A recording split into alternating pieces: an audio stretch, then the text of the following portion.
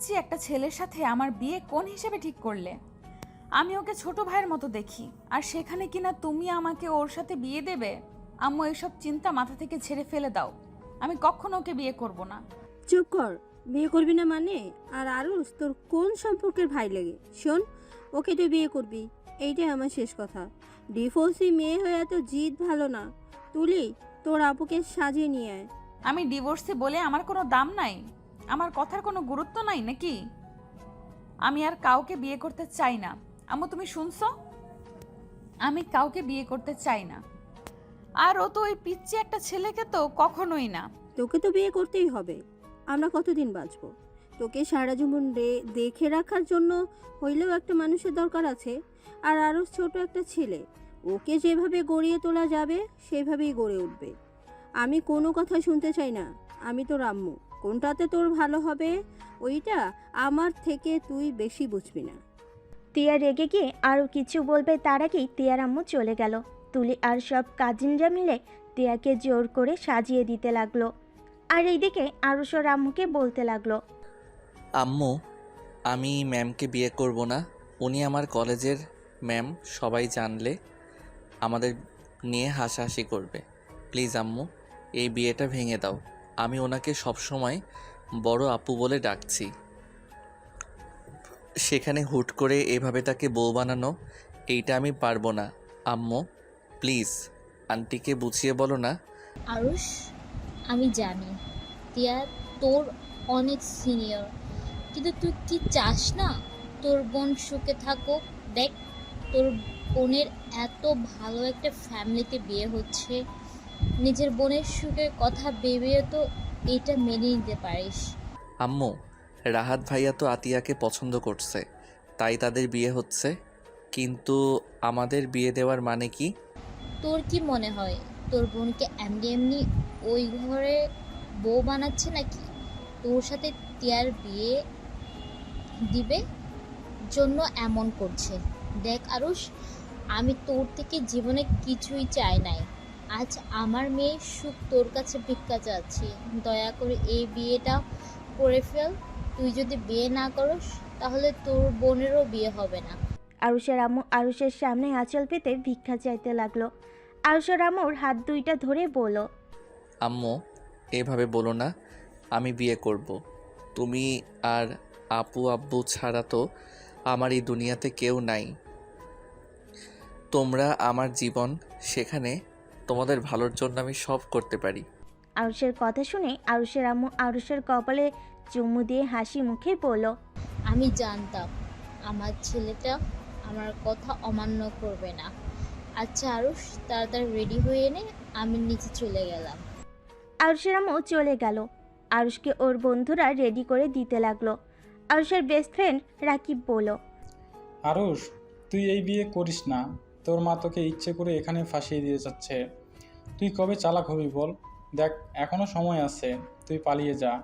আমরা তোকে পালাতে সাহায্য করব। না, আমি এখন থেকে পালাতে পারবো না।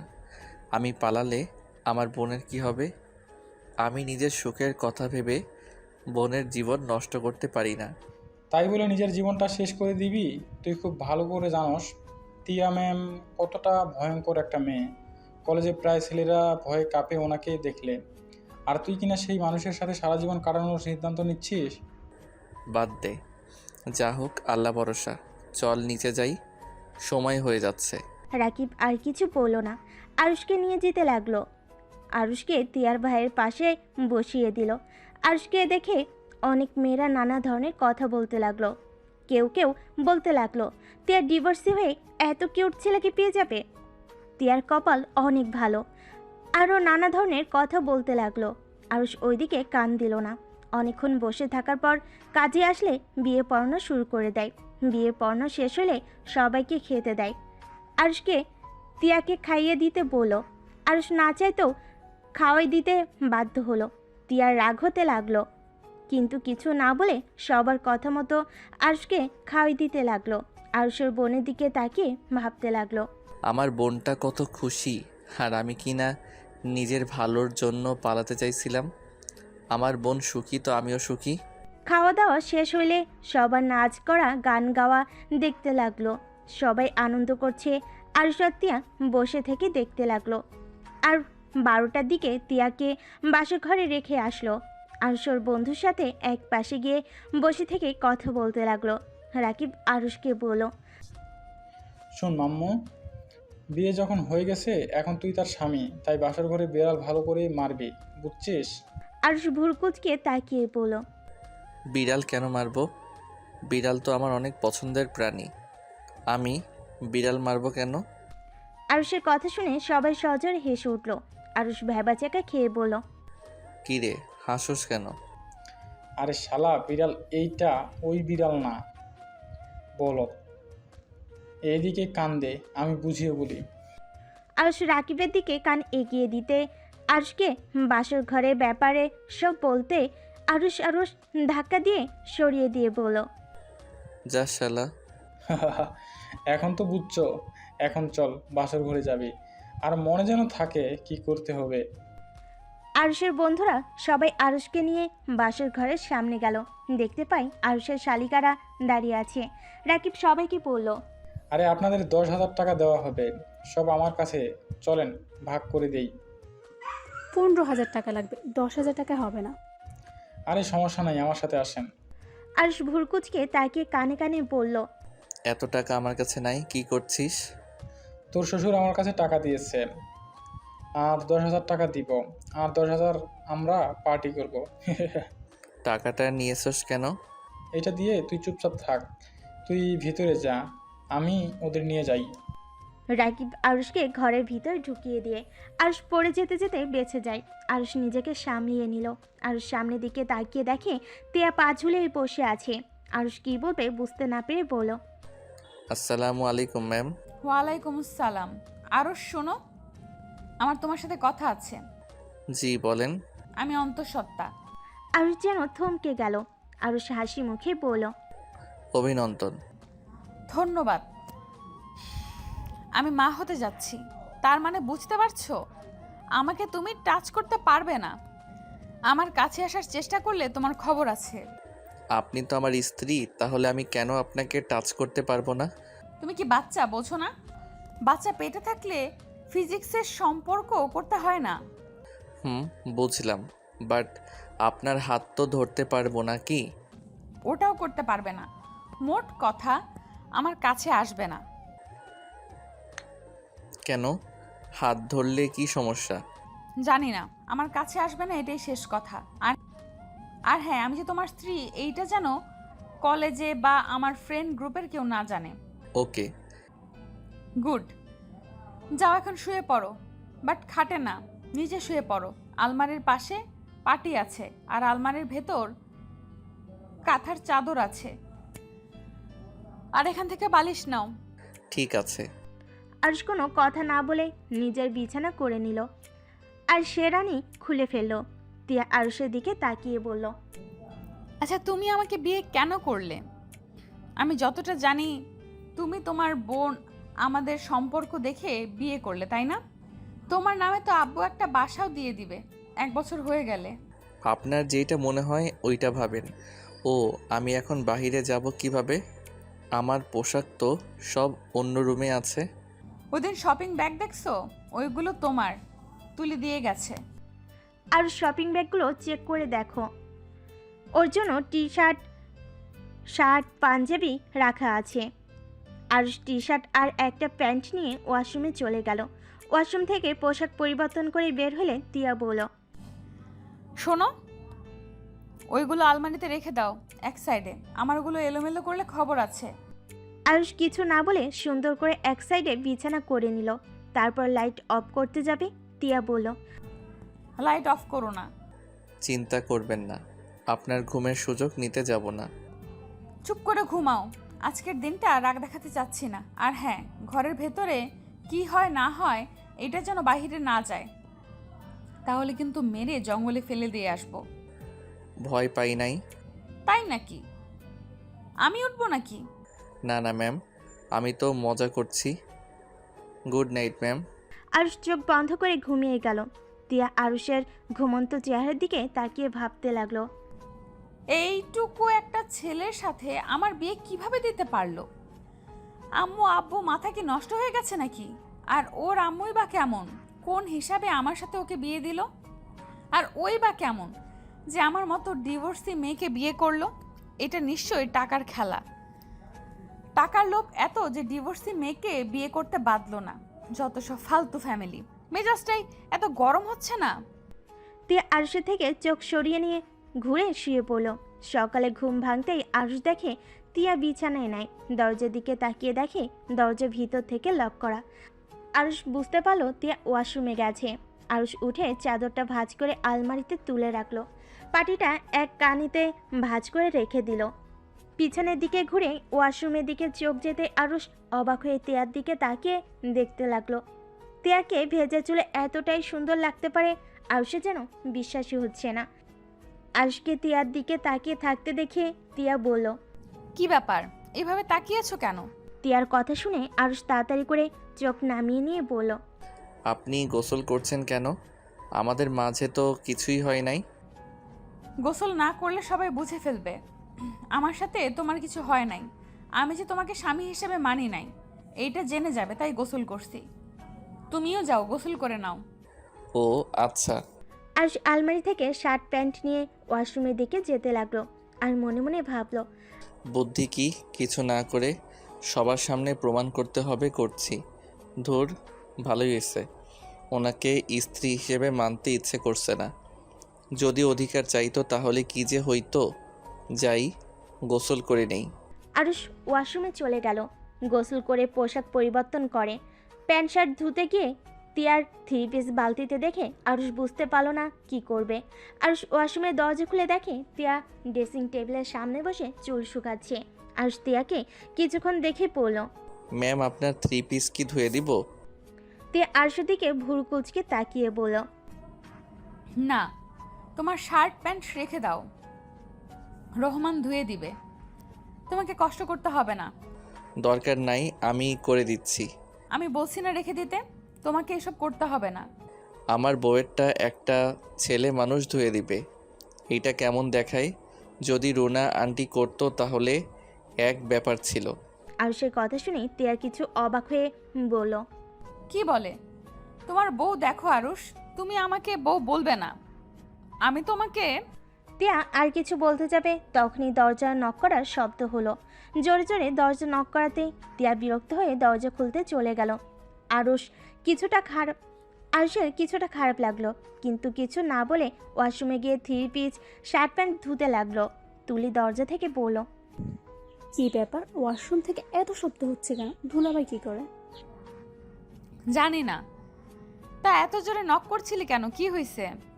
তোমাদের নিচে যেতে বললো। তুলি কথাগুলো বলে আরুষকে খুঁজতে লাগলো। আরুষ ওয়াশরুম থেকে বের হয়ে বেলকনির দিকে যাবে তখনই তুলি বলল, স্যার আপনার হাতে এগুলো কেন? সরি স্যার, না দুলা ভাই, আপনার হাতে ওসব কেন? আফু আপনাকে ধুয়ে দিতে বলছে নাকি? আফু এইগুলো কি? আমি এখন আম্মুকে বলে দিব। তিয়া আরুষ কিছু বলার আগেই তুলি চলে গেল। তিয়া ডাকলে শুনে না। আরুষ যেন ভ্যাবাচাকা খেয়ে গেল। তিয়া রেগে রুমের ভিতর এসে বলল, তোকে বললাম না যে ওইগুলো ধুতে হবে না? তুই রেখে দে, রহমান এসেছে, ধুয়ে দিবে। তুই কি আমাকে বকা খাওয়ানোর জন্য ইচ্ছে করে এরকম করলি নাকি? তিয়ার কথা শুনে আরুষ ভয় পেয়ে গেল। আরুষ ঢোক গিলতেই তিয়া রেগে আরুষের দিকে আসতে নিলে আরুষ তাড়াতাড়ি করে বেলকনিতে গিয়ে দরজা লাগিয়ে দিল। তিয়ার আরও রাগ উঠে গেল। তিয়া দরজা থাপড়াইতে লাগলো আর বলতে লাগলো, আরুষের বাচ্চা, দরজা খুল, তোর আজকে খবর আছে। আমি ভেবেছিলাম বিয়ের এই কয়দিন তোর সাথে খারাপ ব্যবহার করব না, কিন্তু তুই আমাকে খারাপ ব্যবহার করতে বাধ্য করলি। দরজাটা খোল বলছি। তিয়ার কথা শুনে আরুষের হাত পা কাঁপতে লাগলো। আরুষ কাঁপা কাঁপা কণ্ঠে বলল, ম্যাম, আমি বুঝতে পারি নাই, তুলি ভুল বুঝবে। ম্যাম প্লিজ ক্ষমা করে দেন। তুই আগে দরজা খুল, না হলে কিন্তু আমি দরজা ভেঙে যদি তোর কাছে যাই তাহলে তোর কি অবস্থা খারাপ করে দিব। কথাটা বলে আরো জোরে জোরে থাপড়াতে লাগলো। আরুষ ধোয়া জামা কাপড় সব মেলে দিয়ে ভয়ে ভয়ে দরজা খুলতে লাগলো। দরজা খুলতেই তিয়া যেই থাপ্পড় মারতে যাবে, আরুষ সাথে সাথে তিয়ার হাত ধরে টান দিয়ে নিজের কাছে নিয়ে এসেছে। ঠোঁটের সাথে ঠোঁট বসিয়ে দেয়। তিয়া যেন অবাক হয়ে গেল, চোখ বড় বড় করে তাকিয়ে থাকলো। আরুষ আলতো করে তিয়ার কোমরে হাত রাখতেই তিয়া কেঁপে উঠল। তিয়ার রাগ যেন দ্বিগুণ হয়ে গেল। তিয়া আরুষের হাত ধরে জোরে ধাক্কা দিলে আর সোজা বেলকনির দরজার সাথে ধাক্কা খেয়ে পিঠে ব্যথা পেল। কলার ধরে সোজাভাবে দাঁড় করিয়ে গালে সজোরে থাপ্পড় লাগিয়ে দিল। এত জোরে থাপ্পড় মারল যে আরুষের ঠোঁট কেটে রক্ত ঝরতে লাগলো। তিয়া রেগে আরুষের কলার চেপে ধরে পড়ল। আর কোনো দিন যদি এমন দুঃসাহস দেখাস তোর কপালে দুঃখ আছে বলে দিলাম। গলা থেকে হাত সরিয়ে চলে যেতে নিলে আরুষ পিছন থেকে জড়িয়ে ধরলে তিয়ার সারা শরীর শিউরে উঠল। তিয়া কিছু বলার আগে আরুষ তিয়ার শরীরের আঁচল ধরে রক্ত মুছতে লাগলো। তিয়ার আগে আবার মারতে যাবে, আরুষ অন্য হাত দিয়ে শক্ত করে হাত ধরে ফেলে। তিয়া আরেক হাত দিয়ে থাপ্পড় মারবে। আরুষ নিচে বসে পড়ে আর দাঁত বের করে হাসতে হাসতে বলল, আর এমন করব না, প্লিজ ম্যাম, এবারের মতো ক্ষমা করে দেন। আপনি যদি রাগী হন, আমিও আপনার স্বামী। আপনি যত রাগ করবেন আপনার সাথে রোম্যান্স করব তত। আর যদি শান্ত থাকেন তাহলে আপনার সম্মান করব। আপনার সাথে জোর করে এসব করতে যাব না। যাই হোক, আপনার পোশাক না মেয়ে কোনো ভুয়াকে দিয়ে কাজ করাবেন, আর না হইলে আমি করে দিব। আর বাবু হইলে পরে থেকে নিজের পোশাক নিজেই ধুয়ে নেবেন। আরুষ কথাটা বলে সোজা হয়ে দাঁড়িয়ে শীষ বাজাতে বাজাতে যেতে লাগলো। তিয়া রেগে হাতের কাছে থাকা গ্লাসটা আরুষের দিকে ছুঁড়ে মারল। আরুষ তাড়াতাড়ি করে সরে গিয়ে বলল, আসবো নাকি কিস করতে? দেখেন বাবু পেটে এখন একটু শান্ত হয়ে থাকেন, নামাজ কালামের প্রতি মনোযোগী হন। বাবু হইলে তো সেই ওর আব্বু হিসেবে আমি থাকবো। তাই আমি চাই না আমার মেয়ে বা ছেলে তার আম্মুর মতো এমন ফাজিল মার্কা হোক। তিয়ার আগেই দাঁতে দাঁত চেপে শাড়ির আঁচল খামছে ধরল। তিয়ার আম্মু তুলি এসেছে কাজ দেখে, আর তিয়াকে এভাবে রেগে থাকতে দেখে তিয়ার আম্মু বলল, তিয়া, তুই আরুষকে গ্লাস ছুরি মেরেছিস? যদি গ্লাস লাগতো তাহলে কি হতো? কি হবে? মাথা ফাটলো না কেন? ছোট লোকের বাচ্চার সাহস দেখে আমি বাঁচি না। ওর কত বড় সাহস আমার সাথে। তিয়া কথা বলতে গিয়ে থেমে গেল। আরুষ মিটিমিটি করে হেসে বলল, আপনার সাথে কি? হ্যাঁ। আরুষের কথা শুনে তিয়ার রাগ আরো বেড়ে যেতে লাগলো। তিয়ার আগে আরো কিছু দিয়ে ছুঁড়ে মারতে যাবে, সাথে সাথেই তিয়ার আম্মু তুলি ধরে ফেলে। তিয়ার আম্মু, তিয়া, বেশি হয়ে যাচ্ছে কিন্তু। আম্মু এই ছোট লোকের বাচ্চাকে এখান থেকে যেতে বলো, না হইলে আমি ওকে খুন করে ফেলবো। দুলাভাই আপনি প্লিজ যান, আপুকে আরও রাগিয়ে দিয়েন না। তোমরা যাও, আমি দেখতে চাই ম্যাম কত রাগ করতে পারে। দেখলে আম্মু, ওই ছোট লোকের বাচ্চার সাহস কত বড়, ওই আমার রাগ তুলতে চাচ্ছে। আম্মু ছাড়ো আমাকে, ওকে আমার রাগ দেখায়। না বাবা থাক, আমি যাইগা। বড়লোক বাবার বড়লোক মেয়ের রাগ দেখতে আমার এখন ইচ্ছে করছে না। আরুষ কথাটা বলে শীষ বাজাতে বাজাতে চলে গেল। তিয়ার আম্মু তিয়াকে বলল, তিয়া, তুই কি হ্যাঁ আরুষকে স্বামী হিসাবে মেনে নাস নাই? তিয়া ওর আম্মুর কথা শুনে রাগ এক নিমিষে শেষ হয়ে গেল। তিয়া বুঝতে পারছে না কি বলবে। তুলি বলল, আমার মনে হয় না আপু দুলাভাইকে মেনে নিয়েছে। আপু ওই শয়তানটার জন্য দুলাভাইকে কেন দূরে সরিয়ে দিচ্ছিস? যে তোকে ভালোবাসে না সেই মানুষটার জন্য কেন এভাবে নিজের জীবনটা নষ্ট করছিস? তোরা যা তো, মাথা নষ্ট করিস না। আমার আর কাউকে সহ্য হচ্ছে না, প্লিজ যা আম্মুকে নিয়ে।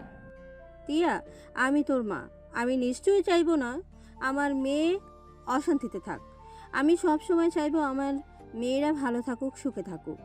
দেখ, একবার নিজের পছন্দে বিয়ে করেছিলি, আমাদের না বলে পালিয়ে গেছিলি। এবার আমরা যখন তোর বিয়েটাই দিয়েছি, তখন আমাদের উপরে ভরসা রাখ। আরুষ অনেক ভালো একটা ছেলে, ওকে নিজের মতো গড়ে তোলা যাবে। তিয়ার আম্মু আর কিছু বলবে তার আগেই তিয়ার রুম থেকে বের হয়ে গেল। তিয়ার আম্মু তুলি ওর পিছনে পিছনে যেতে লাগলো। তিয়া সিঁড়ি ভেঙে নিচে নামতে লাগলো, আর সেদিকে এক নজর তাকিয়ে দেখতে লাগলো। আর সবার সাথে হেসে হেসে কথা বলছে। কিছুক্ষণ তাকিয়ে থেকে আর সে দিক থেকে চোখ সরিয়ে নিল। তিয়া সোজা বের হয়ে গেল বাসা থেকে। রাকিব তিয়ার দিকে দেখে আরুষকে বলল, কিরে মাম্মু, রাতে কি বিড়াল ভালো মতোই মারছস নাকি? না হলে ম্যাম এত শান্ত চোখে তোর দিকে তাকিয়ে দেখতো না। ভেরি গুড মাম্মু। রাকিবের কথা শুনে আরুষ কিছুটা অবাক হলো। আরুষ পিছনে তাকাতে দেখে তুলি আর ওর আম্মু নামছে। আরুষ তুলিকে বলল, তুলি, তোমার রুমে যাও, আমি আসছি। কেন? তোমাকে পড়াবো, চলো। আরুষের কথা শুনে তুলি ভেবাচেকা খেয়ে আরুষের দিকে তাকিয়ে বলল, দুলাভাই আপনাদের বিয়ের একদিন হইল, বিয়ে অনুষ্ঠান সব শেষ হোক তারপর পড়তে বলবো। এখন প্লিজ পড়তে বসতে বলবেন না। তোমার 1 মাস পর পরীক্ষা আর তুমি এই বিয়ে নিয়ে পড়ে আছো। আমি এইসব কিছু শুনতে চাই না। চলো আমার সাথে। আম্মু, দুলাভাইকে বোঝাও না। আন্টি আমাকে কি বুঝাবে? চলেন আমার সাথে, খালি পড়া চুরি করার ধান্দা। আরুষের কথা শুনে সবাই হেসে উঠল। তুলি মুখ ভেঙচি দিয়ে চলে গেল। রাকিব আরুষকে বলল, ভাই এবার তোর শালিকাকে ছেড়ে দে, বিয়ের অনুষ্ঠান শেষ হয়ে যাক। তুই চুপ কর, এমনিতে পড়তে চাই না, আবার তোরা শুরু করে দিয়েছস। আরুষ, তুমি নাস্তা করে তারপর যাও। ক্ষুধা লাগছে না আন্টি? আচ্ছা আন্টি, আপু কোথায়? আপুকে তো দেখছি না। তোমার আম্মুর সাথে রুমেই আছে হয়তো। ও আচ্ছা। আরুষ আর কিছু না বলেই তুলির রুমে চলে গেল। তুলি আরুষকে দেখে মন খারাপ করে বইয়ের দিকে তাকিয়ে থাকলো। আরুষ তিয়ার পাশে চেয়ারে বসে বলল, পিচ্ছু কি আমার উপরে রাগ করছে নাকি? না, বুঝেছি রাগ করছো, কিন্তু তোমার 1 মাস পরে এসএসসি পরীক্ষা। এখন যদি পড়াশোনা বাদ দিয়ে আনন্দ করতে ব্যস্ত থাকো, পড়াশোনা কখন করবে শোনো? 1 ঘন্টা পড়া শেষ হইলে আমি তোমাকে আজকে সন্ধ্যায় পড়াবো না, প্রমিস। আরুষের কথা শুনে তুলির মুখে হাসি ফুটে উঠল। তুলি আরুষকে বলল, ধন্যবাদ দুলাভাই। ওয়েলকাম। শোনো, আমাকে বাসার বাহিরে দুলাভাই বলবে না।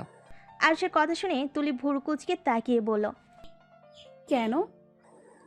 শুনো, তোমার আপু কলেজের একজন শিক্ষিকা, তার স্বামী যদি ইন্টার ফার্স্ট ইয়ারে পড়ে, এটা কেউ জানতে পারলে হাসাহাসি করবে। আর সবাই তো জানে আমি তোমাকে প্রাইভেট পড়াই, সেখানে যদি জানতে পারে এখন তোমার বোনের সাথে বিয়ে হয়েছে, তাহলে সবাই কত কিছু বলবে। আচ্ছা বাহিরে বলবো না, বাহিরে আরুষ ভাই বলে ডাকবো। আচ্ছা দুলাভাই, আপু আপনাকে মেনে নেয় নাই তাই না? এই পড়তে বসো পিচ্ছি, বড়দের বিষয়ে যেতে হয় না, তারপরও তুমি পাকনামি করো। আরুষের কথা শুনে তুলি আর কিছু না বলে পড়তে লাগলো। 1 ঘন্টা পড়া শেষ হলে তুলি খুশিতে বলল, দুলাভাই, এখন আমি চলে গেলাম। এই অঙ্কটা করে তারপর যাও। আপনি না বললেন 1 ঘন্টা পড়তে? হ্যাঁ, কিন্তু এই অঙ্কটা করে তারপর যাও। আরুষের কথা শুনে তুলি তাড়াতাড়ি করে অঙ্ক করতে লাগলো। অঙ্ক করা শেষ করে দৌড়ে পালিয়ে গেল। আরুষ অঙ্কটাই দেখে। বাটন ফোনটা মেসেজ চেক করতে করতে রুম থেকে বের হতেই তিয়ার সাথে ধাক্কা খেলো। তিয়া পড়ে যেতে লাগবে, সাথে সাথেই আরুষ পিছন থেকে তিয়ার ব্লাউজ ধরে ফেলো। কিছুটা ছিঁড়ে দেওয়ার শব্দ হলো। আরুষ তাড়াতাড়ি করে তিয়াকে সোজা করে দাঁড় করিয়ে দিতেই তিয়া আরুষের গালে থাপ্পড় মারতে যাবে। আরুষ হাত ধরে বলল, আমি ইচ্ছে করে এমন করি নাই, আপনি পড়ে যাইতেন আর পেটে বাবু আছে, পড়ে গেলে সমস্যা হইতো, তাই আমি ভেবে না পেয়ে যে এটা হাতের কাছে পাইছি ওইটাই ধরছি। কানার মতো করে হাঁটোস, চোখে দেখোস না? আর আমার হাত ছাড়ে না হইলে এমন জায়গায় লাথি দিব না। তিয়ার কথা শুনে আরুষ সাথে সাথেই হাত ছেড়ে দিল। তিয়ার প্রশ্নের কোনো উত্তর না দিয়ে চলে যেতে লাগলো। তিয়া পেছন থেকে আরও রেগে গিয়ে নিচে পড়ে থাকা আরুষের বাটন ফোন দিয়ে সোজা ওর মাথায় ঢিল মারল। আরুষের মাথায় লেগে জোরে একটা শব্দ হলো। সাথে সাথে আরুষের বোন আর আম্মু রুম থেকে বের হতে দেখে তিয়া রেগে আছে। আর আরুষ মাথায় হাত দিয়ে তিয়ার দিকে তাকিয়ে আছে। ফোনটা সহ ভেঙে পড়ে আছে। আরুষের আম্মু বলল, বৌমা, কি হয়েছে? তুমি এভাবে করে রেগে আছো কেন? আরুষ, কি করেছোস বৌমার সাথে? এখনই বৌমার কাছে ক্ষমা চা।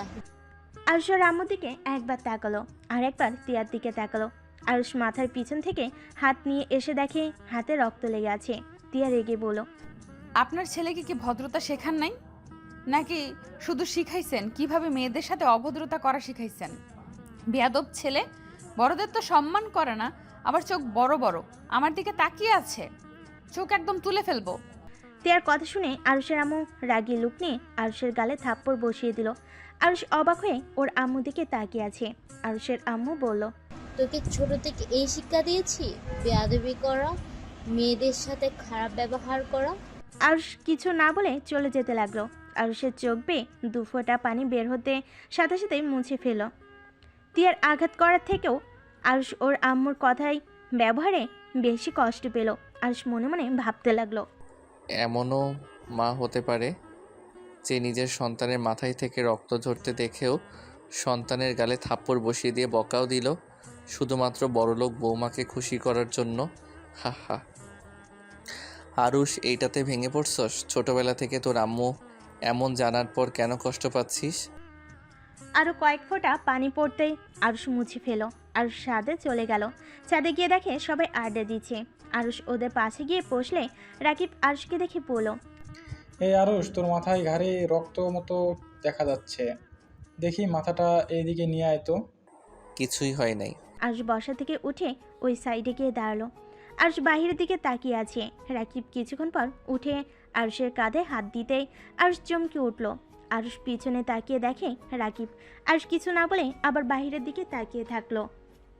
রাকিব আরুষের পাশে দাঁড়িয়ে পড়ল। তোর মাথায় তো রক্ত জমে গেছে, কি হয়েছে রে? এটা কিভাবে হলো? মাথায় কোথায় আঘাত লাগছে দেখতে দে তো। রাকিব আরুষের মাথায় হাত দিতে যাবে, আরুষ হাত সরিয়ে দিয়ে পড়ল। তেমন কিছু হয় নাই, থাম। আর তুই ওদের সাথে আড্ডা দেওয়া বাদে এখানে আসলি কেন?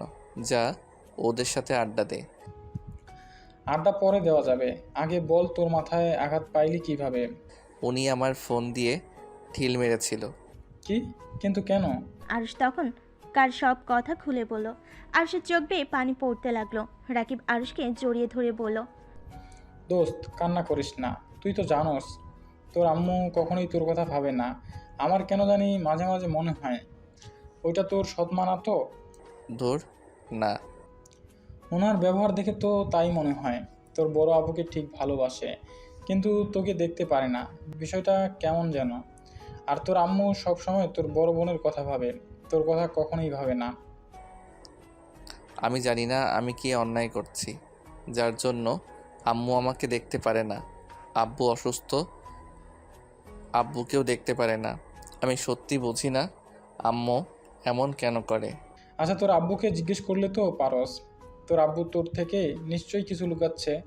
আর চল, আজকে তোদের বাসায় যাই। এখন তোর আম্মু নাই। এখন চল যাই। আরুষ রাকিবের সাথে যেতে লাগলো। আরুষ রাকিবকে বলল, আচ্ছা তুই যা, আমি পোশাক পরিবর্তন করে আসছি। আমার মাথায় রক্ত দেখলে আব্বু অনেক কষ্ট পাবে। আচ্ছা যা, আমি তোর জন্য অপেক্ষা করব। রাকিব সিঁড়ি ভেঙে নিচে চলে গেল। আরুষ তিয়ার রুমে ঢুকে দেখে তিয়া উপর হয়ে শুয়ে আছে। আরুষ তিয়ার কাছে গিয়ে বলল, বাচ্চা পেটে আছে, আর সেইখানে আপনি উপর হয়ে শুয়ে আছেন। সোজা করে শুয়ে থাকেন। আরুষের কণ্ঠ শুনে তিয়া চোখের পানি মুছে শোয়া থেকে উঠে খাটের উপরে পা ঝুলিয়ে বসে আরুষের দিকে তাকিয়ে বলল, তাতে তোর কি? আমি কিভাবে শুয়ে থাকবো না শুয়ে থাকবো সেইটা একান্ত আমার ব্যক্তিগত ব্যাপার। হ্যাঁ জানি, কিন্তু আপনার পেটে তো ছোট একটা বাবু আছে। আপনি এভাবে শুয়ে থাকলে পেটে তো চাপ লাগবে। তোকে ভাবতে হবে না। আরুষ কথা না বাড়িয়ে আলমারি থেকে পোশাক বের করে ওয়াশরুমের দিকে যেতে লাগলো। তিয়ার চোখ আরুষের ঘাড়ের দিকে গেল। আরুষের ঘাড়ে রক্ত লেগে আছে। আরুষকে কিছু বলতে কেউ বললো না। আরুষ ওয়াশরুমে গিয়ে ফ্রেশ হয়ে রক্ত ধুয়ে পোশাক পরিবর্তন করে বের হলো। আরুষ রুম থেকে বের হয়ে গেল। তিয়া কিছুক্ষণ ওর দিকে তাকিয়ে চোখ বন্ধ করে নিল। আরুষ নিচে নামতে ওর আম্মু বলল, আরুষ কই যাস? আরুষ কিছুটা থতমত খেয়ে গেল। আরুষ পিছনে তাকিয়ে বলল, রাকিবের সাথে একটু বাইরে যাব। ও আচ্ছা। আর শুন, বৌমার সাথে বেশি বাড়াবাড়ি করবে না। ওই যদি রেগে যায় না, সোজা বাড়ি থেকে বের করে দিব। ভালোই ভালোই এখানে থাকতে দিচ্ছে, এইটাই তোর ভাগ্য। বেশি বুঝিস না, বৌমা যা বলে তাই শুনিস। আচ্ছা। আরুষ কথাটা বলে নিচে নেমে চলে গেল। রাকিবের সাথে বের হয়ে গেল বাইক নিয়ে। রাকিব বাইক চালাচ্ছে, আরুষ পিছনে বসে আছে। রাকিব আরুষকে বলল, আরুষ, বলো। আমার কি মনে হয় জানোস, তোদের বাচ্চা হইলে হয়তো ম্যাম তোকেও তখন ভালোবাসতে শুরু করবে। আরুষ রাকিবের কথা শুনে হাসতে লাগলো। রাকিব অবাক হয়ে বলল, কিরে শালা, আমি কি তোকে মজা করে কিছু বলেছি যে এইভাবে হাসছিস? শোনো, ম্যাম অলরেডি মা হতে চলছে। ওনার ডিভোর্স হয়েছে 9 মাস ধরে, আর বাচ্চা সহ আমাকে বিয়ে করলো। তোর আম্মুর সব কিছু জেনেও তোকে কিছুই বলে নাই। তোর আম্মুর সব কিছু জেনেও তোকে কিছুই বলে নাই। তোর আম্মু কেমন মানুষ রে? টাকার লোভ এত যে নিজের সন্তানকে এমন একটা মেয়ের সাথে বিয়ে দিল। একে তো ডিভোর্সে, আবার পেটে বাচ্চাও আছে। আচ্ছা তুই কি জানোস ম্যামের ডিভোর্স কেন হয়েছে? না, ওইটা জানার ইচ্ছেও আমার নাই। যাই হোক, বাদ দে। এখন উনি আমার স্ত্রী হয়, সেখানে ওনার সন্তান মানে আমার সন্তান। ভাই তুই এত সহজভাবে সব কিছু কীভাবে মেনে নেস? আমি হলে তো কখন পালিয়ে যাইতাম। এই ধরনের মহিলার সাথে থাকার চেয়ে বিষ খেয়ে মরে যাওয়া ভালো। হা হা, শোন, মানুষের বিয়ে একবার হয়, সেখানে উনি আমার স্ত্রী। ওনাকে বোঝা উচিত আমার, ওনার ভালো খারাপ দিক দেখা উচিত, ওনার পাশে থাকা উচিত। এখন উনি আমার সাথে কেমন ব্যবহার করবে ওইটা ওনার ব্যক্তিগত ব্যাপার। আমি স্বামী হয়ে আমার কর্তব্য পালন করব। ভাই তুই একটা জিনিস আগে জানলে আমার বোনের সাথে তোকে বিয়ে দিয়ে ঘর জামাই রেখে দিতাম। লাথি মারবো, ওইটা আমারও বোন হয়। ফালতু কথা বলবি না। ভুল হয়েছে, ক্ষমা করে দেন। রাকিবের কথা বলার ধরন দেখে হাসতে লাগলো। আরুষ রাকিব ওর বাসায় পৌঁছে গেল। টিনের গেটটা সরিয়ে দিয়ে দুজন ভিতরে ঢুকলো। আরুষের আব্বু গাছের নিচে বসে আছে। আরুষ ওর আব্বুর কাছে গিয়ে বসে বলল, আব্বু কেমন আছো? ভালো, তুই কখন আসলি? আর তোরা বাসায় আসিস না কেন? আব্বু খাবার খাইছো? হ্যাঁ। আঙ্কেল আপনি কি জানেন আপনার ছেলে মেয়ের বিয়ে হয়ে গেছে? রাকিবের কথা শুনে আরুষের আব্বু চমকে গেল। আরুষের দিকে তাকিয়ে বলল, তোদের বিয়ে হয়ে গেছে মানে? কার সাথে হয়েছে? আমি যে বাসায় প্রাইভেট পড়াই, ওর বোন আমাদের কলেজের ম্যাম, ওনার সাথে আমার বিয়ে হয়েছে। আর আপুর বিয়ে হয়েছে ওনার বড় ভাইয়ের সাথে। কি ওই মেয়েটাই না ডিভোর্সি আর বদমেজাজি একটা মেয়ে? আর ওই তোর কত বড় হয়? ওর সাথে তোর কিভাবে বিয়ে হয়? আব্বু মাথা গরম করো না, শান্ত হও, আমি তোমাকে সব বুঝিয়ে বলছি। আরুষের আব্বুকে প্রথম থেকে সব বুঝিয়ে বলতে লাগলো। আরুষের আব্বু রেগে বলল, ওই মহিলা শেষমেশ নিজের মেয়ের ভালোর জন্য তোকে একটা বিবাহিত মেয়ের সাথে বিয়ে দিল? এত নিচে ওই কিভাবে নামতে পারে? ওই একবার আসুক, আমি যদি ওকে খুন না করছি। আব্বু থামো। ওয়েট আঙ্কেল, কি বললেন? ওই মহিলার নিজের মেয়ে মানে? আরুষের আব্বু থমকে গেল। আরুষের আব্বু বলল, কিছু না, তোমরা ঘরে যাও, ওই মহিলা একবার আসুক, ওর খবর আছে। আঙ্কেল আপনি কথা ঘোরাচ্ছেন। রাকিব যাও, রুমে যাও, বেয়াদবি করো না। রাকিব আর কিছু না বলে আরুষের সাথে আরুষের রুমে চলে গেল। আরুষকে রাকিব বলল, তোর আব্বুকে চেপে ধর, সত্যিটা বের হয়ে যাবে। ভয় লাগছে আব্বু, যদি বেশি উত্তেজিত হয়ে যায়। আর আব্বুর জন্য তো উত্তেজিত হওয়া ভালো না। তোর আব্বুকে সুন্দরভাবে বোঝাতে হবে। আমার মনে হয় তোর আম্মু তোর নিজের আম্মু না। চুপ কর তো ভাই। আচ্ছা চুপ হইলাম, এখন তোর আব্বুর রুমে চল। ভয় লাগছে। শালা যাবি আমার সাথে? চল। রাকিব আরুষকে টেনে ওর আব্বুর রুমে চলে গেল। আরুষের আব্বু চোখে পানি দেখে আরুষ বলল, আব্বু তুমি কান্না করছো কেন? আমার জন্য তোর লাইফটা নষ্ট হয়ে গেল। আমি ভাবতে পারি নাই তোর আম্মু তোকে ওই রকম একটা মেয়ের সাথে লুকিয়ে বিয়ে দিয়ে দেবে। আঙ্কেল আমার তো মনে হয় আরুষের আম্মু নিজের তো নাকি সৎ মা। আরুষের আব্বু চমকে উঠল। আরুষের আব্বু রাকিবের দিকে তাকিয়ে বলল, এসব কি বলছো? এটা আমার কথা না আরুষ, মনে হয়। আর আরুষের সাথে যেমন ব্যবহার করে তাতে তো এমনই মনে হয়। আরুষ, রাকিব যা বলছে তুমি কি সত্যি এইটা মনে করস? না মানে আব্বু। বুঝেছি, যাই হোক, আমি তোকে আজকে একটা সত্য কথা বলবো। কি সত্যি আব্বু? আরুষ, আমি যদি বলি আমরা তোর নিজের বাবা মা না, তাহলে কি তুই আমাদের ছেড়ে চলে যাবি? আরুষের আব্বুর কথা শুনে আরুষ রাকিব যেন থমকে গেল। আরুষ অসহায় চোখে তাকিয়ে বলল, মানে তোমরা আমার আপন বাবা মা না মানে কি? হ্যাঁ, আমরা তোর আপন বাবা মা না। আব্বু মজা করছো নাকি? না, আমি সত্যি বলছি। তাহলে আমার বাবা মা কে? রাকিবের দিকে তাকিয়ে কিছুটা অকট ফিল করলো। রাকিব বুঝতে পেরে বলল, আঙ্কেল বলেন, সমস্যা নাই, আমি কাউকে বলবো না। তোর আব্বু আজিমপুরে তালুকদার, তো দাদু আর চৌধুরী বাড়ি তোর নানার। আজিমপুর তো আমার মামার বাড়ি, আর ওনাদের তো আমি চিনি। আমার মামা তালুকদার স্কুলে শিক্ষকতা করেন। আর চৌধুরী বাড়ির সাথে তো ওনাদের সম্পর্ক ভালো না, একে উপরে শত্রুতা। একে অপরের শত্রুতা? আমার মাথায় কিছু আসছে না। তাহলে আমি এখানে কেন? আমি তোর আব্বুর দেখাশোনা করতাম, ধরতে গেলে আমি তোর আব্বুর বিশ্বস্ত লোক ছিলাম। তোর আব্বু যেখানে যেত আমাকে সেইখানে নিয়ে যাইতো, তোর আম্মুর সাথে প্রেম করতো, এইগুলো আমি সব জানতাম। দুজনে মুখের ওপর কিছু বলতে পারি নাই যে এই ভালোবাসা কেউ মেনে নেবে না। আমি যেই ভয়টা খুব করে পেতাম, একদিন সেটাই হলো। তুই তোর আম্মুর পেটে যখন আসলি, তখন তোর আব্বু আম্মু একে অপরের সহ্য করতে পারতো না। দুজন তোকে নষ্ট করার চিন্তা করে ডাক্তারের কাছে গেছে, কেউ নষ্ট করতে রাজি হয় নাই। তোর আম্মু পরে ঢাকা চলে যায় যাতে কেউ বুঝতে না পারে। আর তোর আব্বু আর আমিও ব্যবসার কাজে ঢাকায় থাকতাম। যেদিন তুই জন্মগ্রহণ করস সেই দিন আমি তোর আব্বুও গেছিলাম। তোর আব্বু ডাক্তারের সাথে কথা বলেছে, তোকে যেন কোথাও রেখে আসে, যা টাকা লাগবে সব দিয়ে দিবে। তখন আমি তোকে কোলে করে হাঁটাহাঁটি করছিলাম। তোকে দেখে আমার অনেক মায়া হয়। আমার স্ত্রী আর মা হতে পারবে না। তোর আপু হওয়ার পর একটা রোগের কারণে বাচ্চা হওয়ার নাড়িটা কেটে ফেলতে হয়, আর এক ছেলে খুব দরকার ছিল। পরে তোকে তোর আব্বু আম্মুর থেকে রাজি করিয়ে সেই যে নিয়ে এসেছি, আর কোনোদিন ওই গ্রামে যাই নাই। আমার ভয় হইতো যদি তোর আব্বু আম্মু তোকে আমাদের থেকে কেড়ে নেয়। আমি তোকে অনেক ভালোবাসি রে বাপ, আমাকে ক্ষমা করে দিস। আমি এতদিন এইসব লুকিয়ে রাখছিলাম। আরুষের আব্বু কান্না করছে। আরুষের চোখ বেয়েও পানি বের হচ্ছে। আরুষ কি বলবে বুঝতে পারছে না। আরুষ মাটির উপর পড়ে যেতে নিবে, সাথে সাথে রাকিব ধরে ফেলে।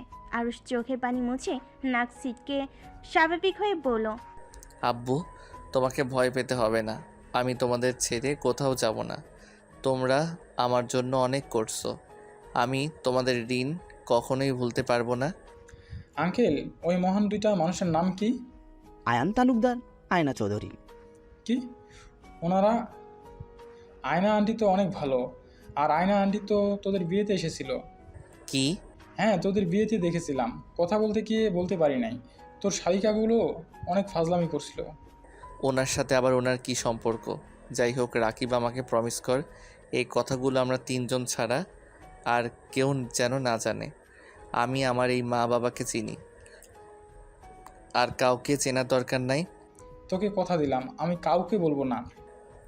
আচ্ছা আব্বু, আমি ওই বাসায় যাব, রুমাকে বলে দিব তোমার রান্না যেন করে দেয়।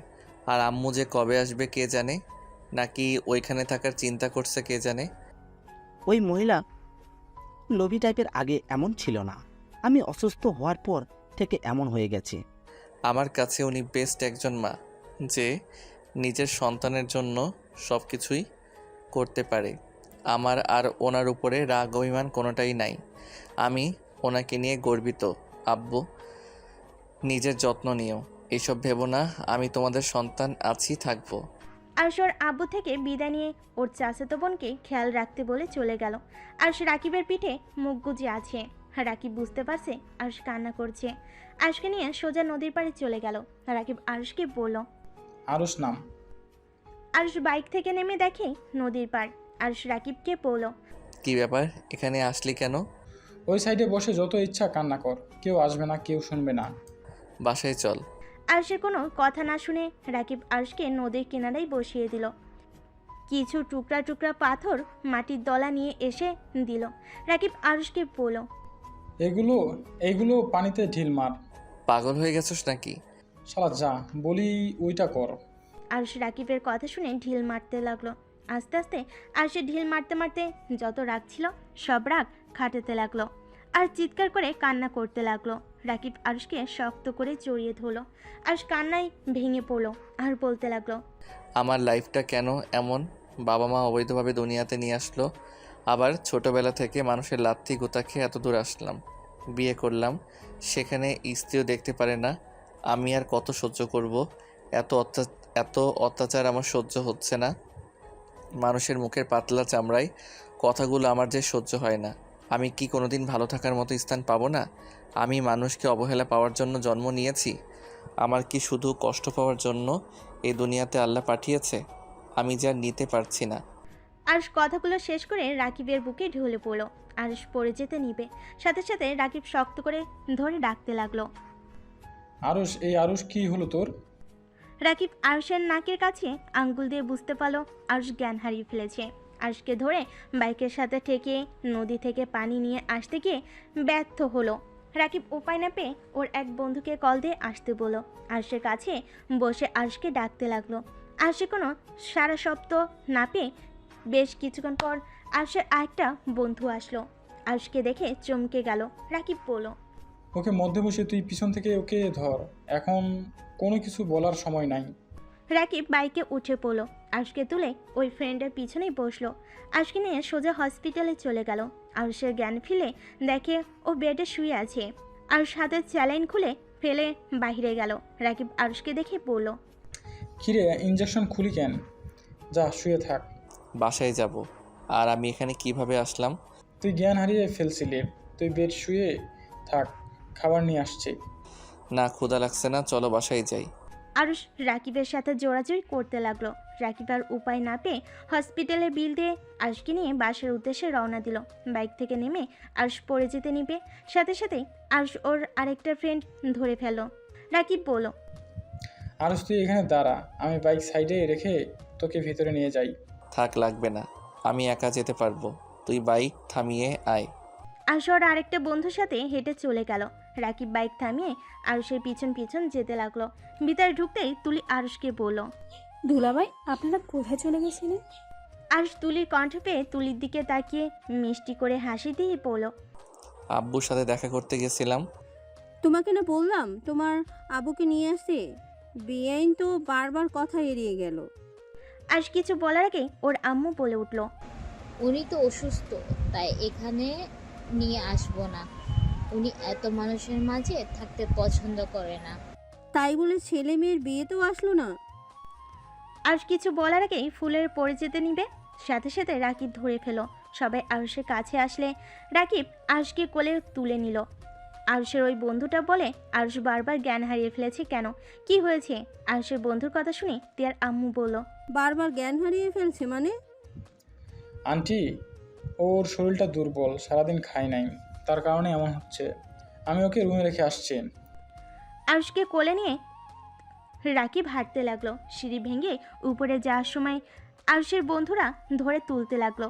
আরুষকে ধরে রুমের সামনে গিয়ে দরজার নক করলে তিয়া দরজা খুলে দেখে আরুষ চোখ বন্ধ করে রাকিবের কাঁধে মাথা দিয়ে দাঁড়িয়ে আছে।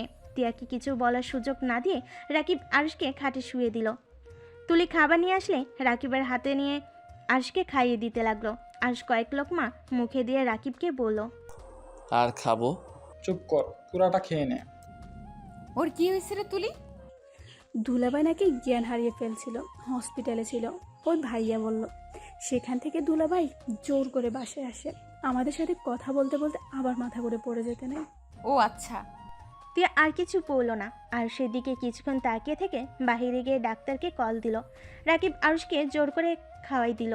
আরুষকে শুয়ে দিয়ে সবাইকে বলল, সবাই চলো, ওকে রেস্ট করতে দাও। রাকিবের সাথে সবাই চলে গেল। তিয়া রুমের ভিতরে ঢুকে দেখে আরুষ একদম খাটের সাথে যেন মিশে গেছে। তিয়া আরুষের মাথার পাশে বসে মাথায় হাত বুলিয়ে দিতে লাগলো। আরুষ রাকিবকে ভেবে বলল, রাকিব, তুই যা, আমার জন্য অনেক করছস। এবার ফ্রেশ হয়ে তুই রেস্ট নে। আরুষ কথাটা বলে বাম দিকে ঘুরে শুয়ে পড়ল। তিয়া হাত সরিয়ে নিয়ে কিছুটা দূরে গিয়ে দাঁড়ালো। বেশ কিছুক্ষণ পর বাসায় ডাক্তার দেখে সবাই অবাক হয়ে গেল।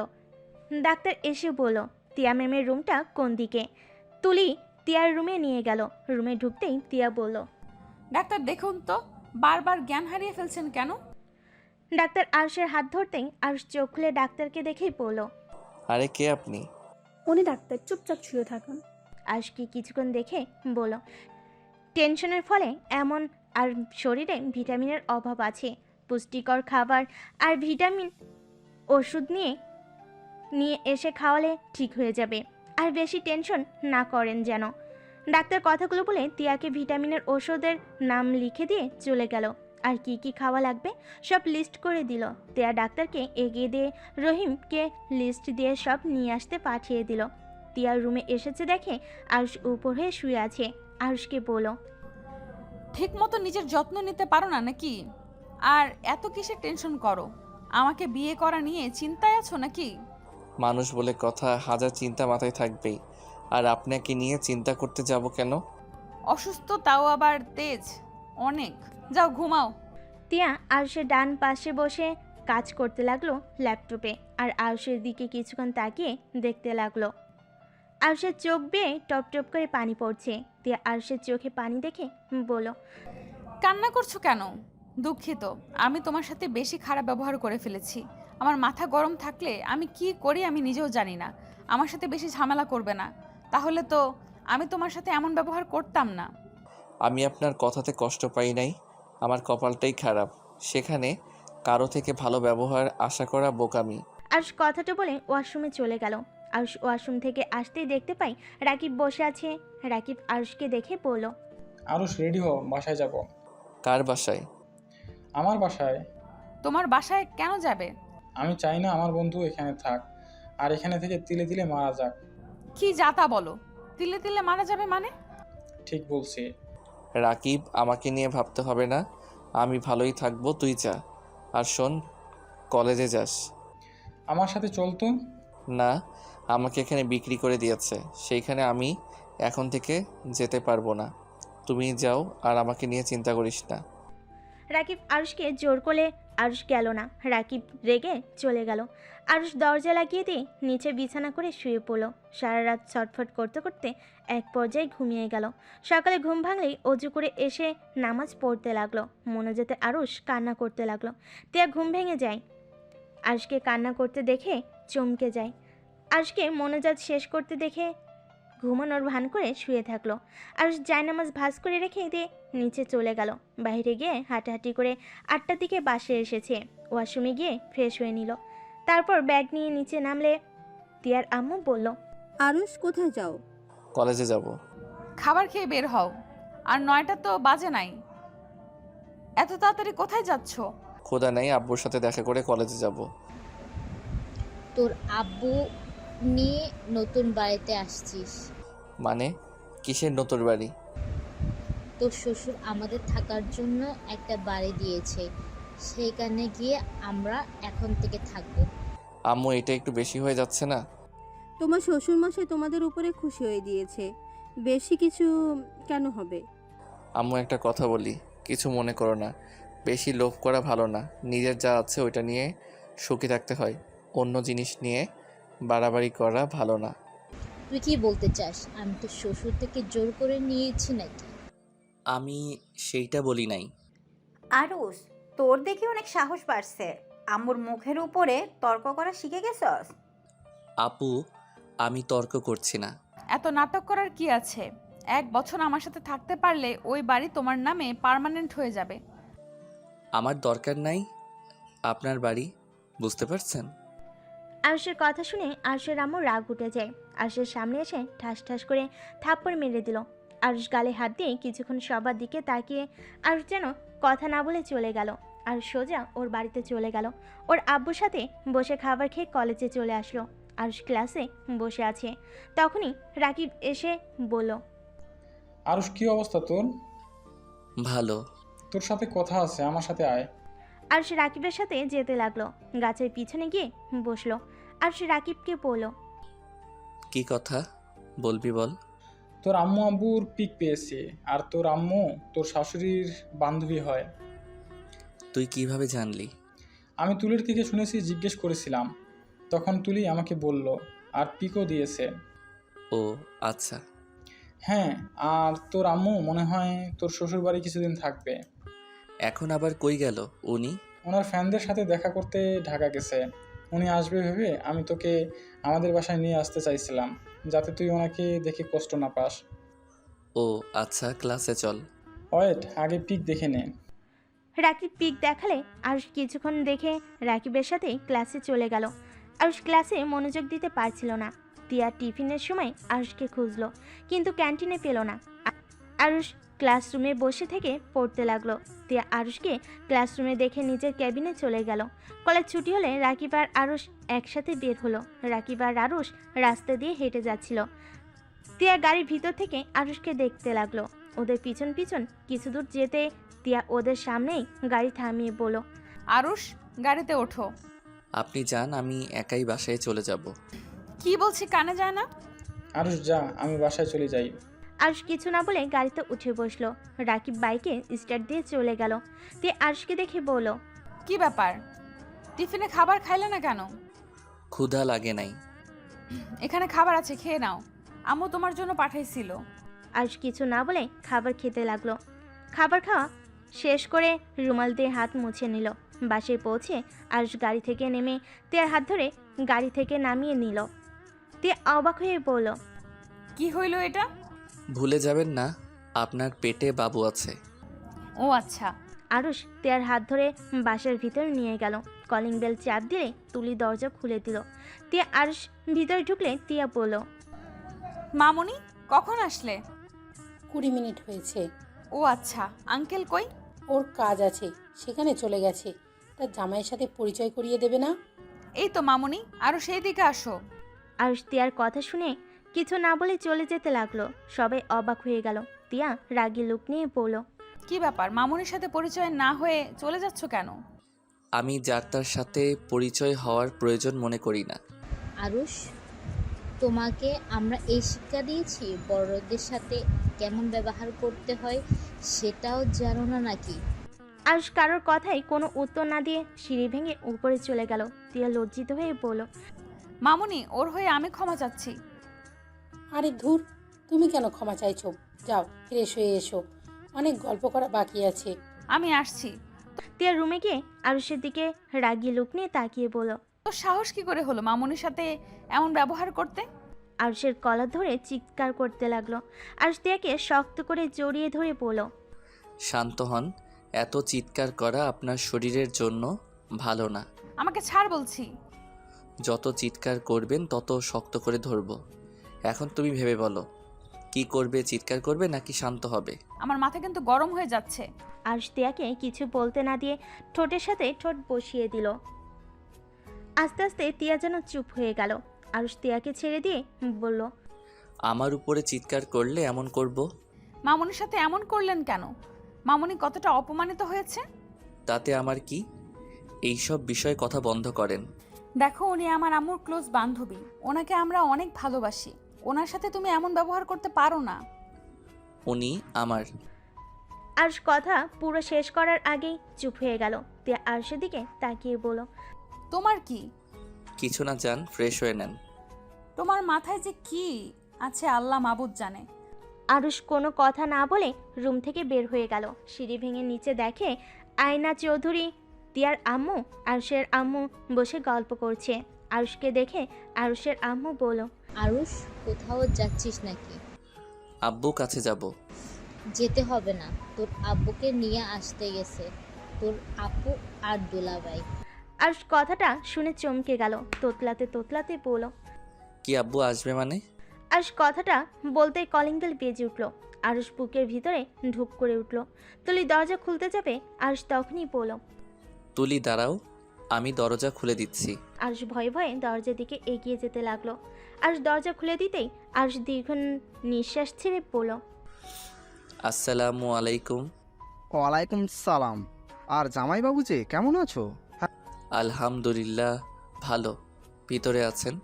আরুষ দরজাটা লাগিয়ে দিয়ে আয়ন তালুকদারের ভিতরে নিয়ে আসলো। আয়না চৌধুরী বলল, আয়ান, তুমি এখানে? কাজ শেষ তোমার? চলো রেডি হব, গ্রামে যাব। আঙ্কেল, এটা কেমন কথা? মামুনি না আমাদের বাসায় থাকবে? তাহলে এখনই কেন নিয়ে যেতে চাচ্ছেন? দেখেন, আপনাদের কাউকে আমি যেতে দিব? মামনি, তোমার দাদু ভাই অনেক অসুস্থ, তাই গ্রামের বাড়িতে যেতে হবে। অন্য এক সময় এসে থাকবো। দাদু ভাই এখনো সুস্থ হন নাই? না, বয়স বেড়েছে, আস্তে আস্তে আরও অসুস্থ হয়ে যাচ্ছে। আপনাদের শত্রুতা ঠিক হয়ে গেছে? আরুষের কথা শুনে আয়ান তালুকদার আরুষের দিকে ঘুরে তাকালো। আরুষ কথা ঘুরিয়ে বলল, না মানে আপনাদের ব্যাপারে আমি অনেক শুনেছি। তালুকদার ফ্যামিলি আর চৌধুরী ফ্যামিলির সাথে অনেক দিনের শত্রুতা, তাই আর কি। হ্যাঁ, 1 মাস হলো ঠিক হয়েছে। আচ্ছা তিয়া মামনি, আর কি যেন নাম তোমার? আমার কোনো দাম নাই। আরুষের কথা শুনে সবাই ভুরুকুচকে আরুষের দিকে তাকালো। তিয়া কিছু বলতে যাবে, তখনই আরুষের আপু তিয়ার ভাইয়া ভিতরে প্রবেশ করে। আয়না চৌধুরী আরুষের আব্বুকে দেখে চমকে গিয়ে বলে ওঠে। আরুষের আব্বু আয়ন তালুকদার আর আয়না চৌধুরীকে দেখে চমকে গেল। আরুষ ওর আব্বুকে বলল, আব্বু চলো আমার সাথে। আব্বু তুমি যা ভাবছো তেমন কিছুই হয় নাই। আমাকে আর কিছু বোঝাতে হবে না, চলে যা তুই, আমি তোকে ধরে রাখবো না। মজিদ, তুই এখানে? হ্যাঁ, আমি এখানে। নিয়ে যান স্যার। কি নিয়ে যাব? সরি স্যার, আব্বুর মাথাটা গেছে। আব্বু আমার সাথে আসো। আরুষ ওর আব্বুকে টেনে নিয়ে আসতে লাগলো। আয়ন তালুকদার আরুষকে বলল, মজিদ, আমার সন্তান কোথায়? মারা গেছে। মানে? মানে সহজ, আপনার অবৈধ সন্তান মারা গেছে। স্যার, আপনি জানেন না আপনার সন্তানকে? আমি কিভাবে জানবো? তুই তো আমার সন্তানকে নিয়ে চলে এসেছিস। মজিদ ভাই, আমার সন্তান কোথায়? প্লিজ আমার সন্তানকে ফিরিয়ে দেন। আপনাকে আমি অনেক খুঁজেছি, আমরা আপনাকে কোথাও খুঁজে পাইনি। প্লিজ মজিদ ভাই, আমার সন্তানকে ফিরিয়ে দেন।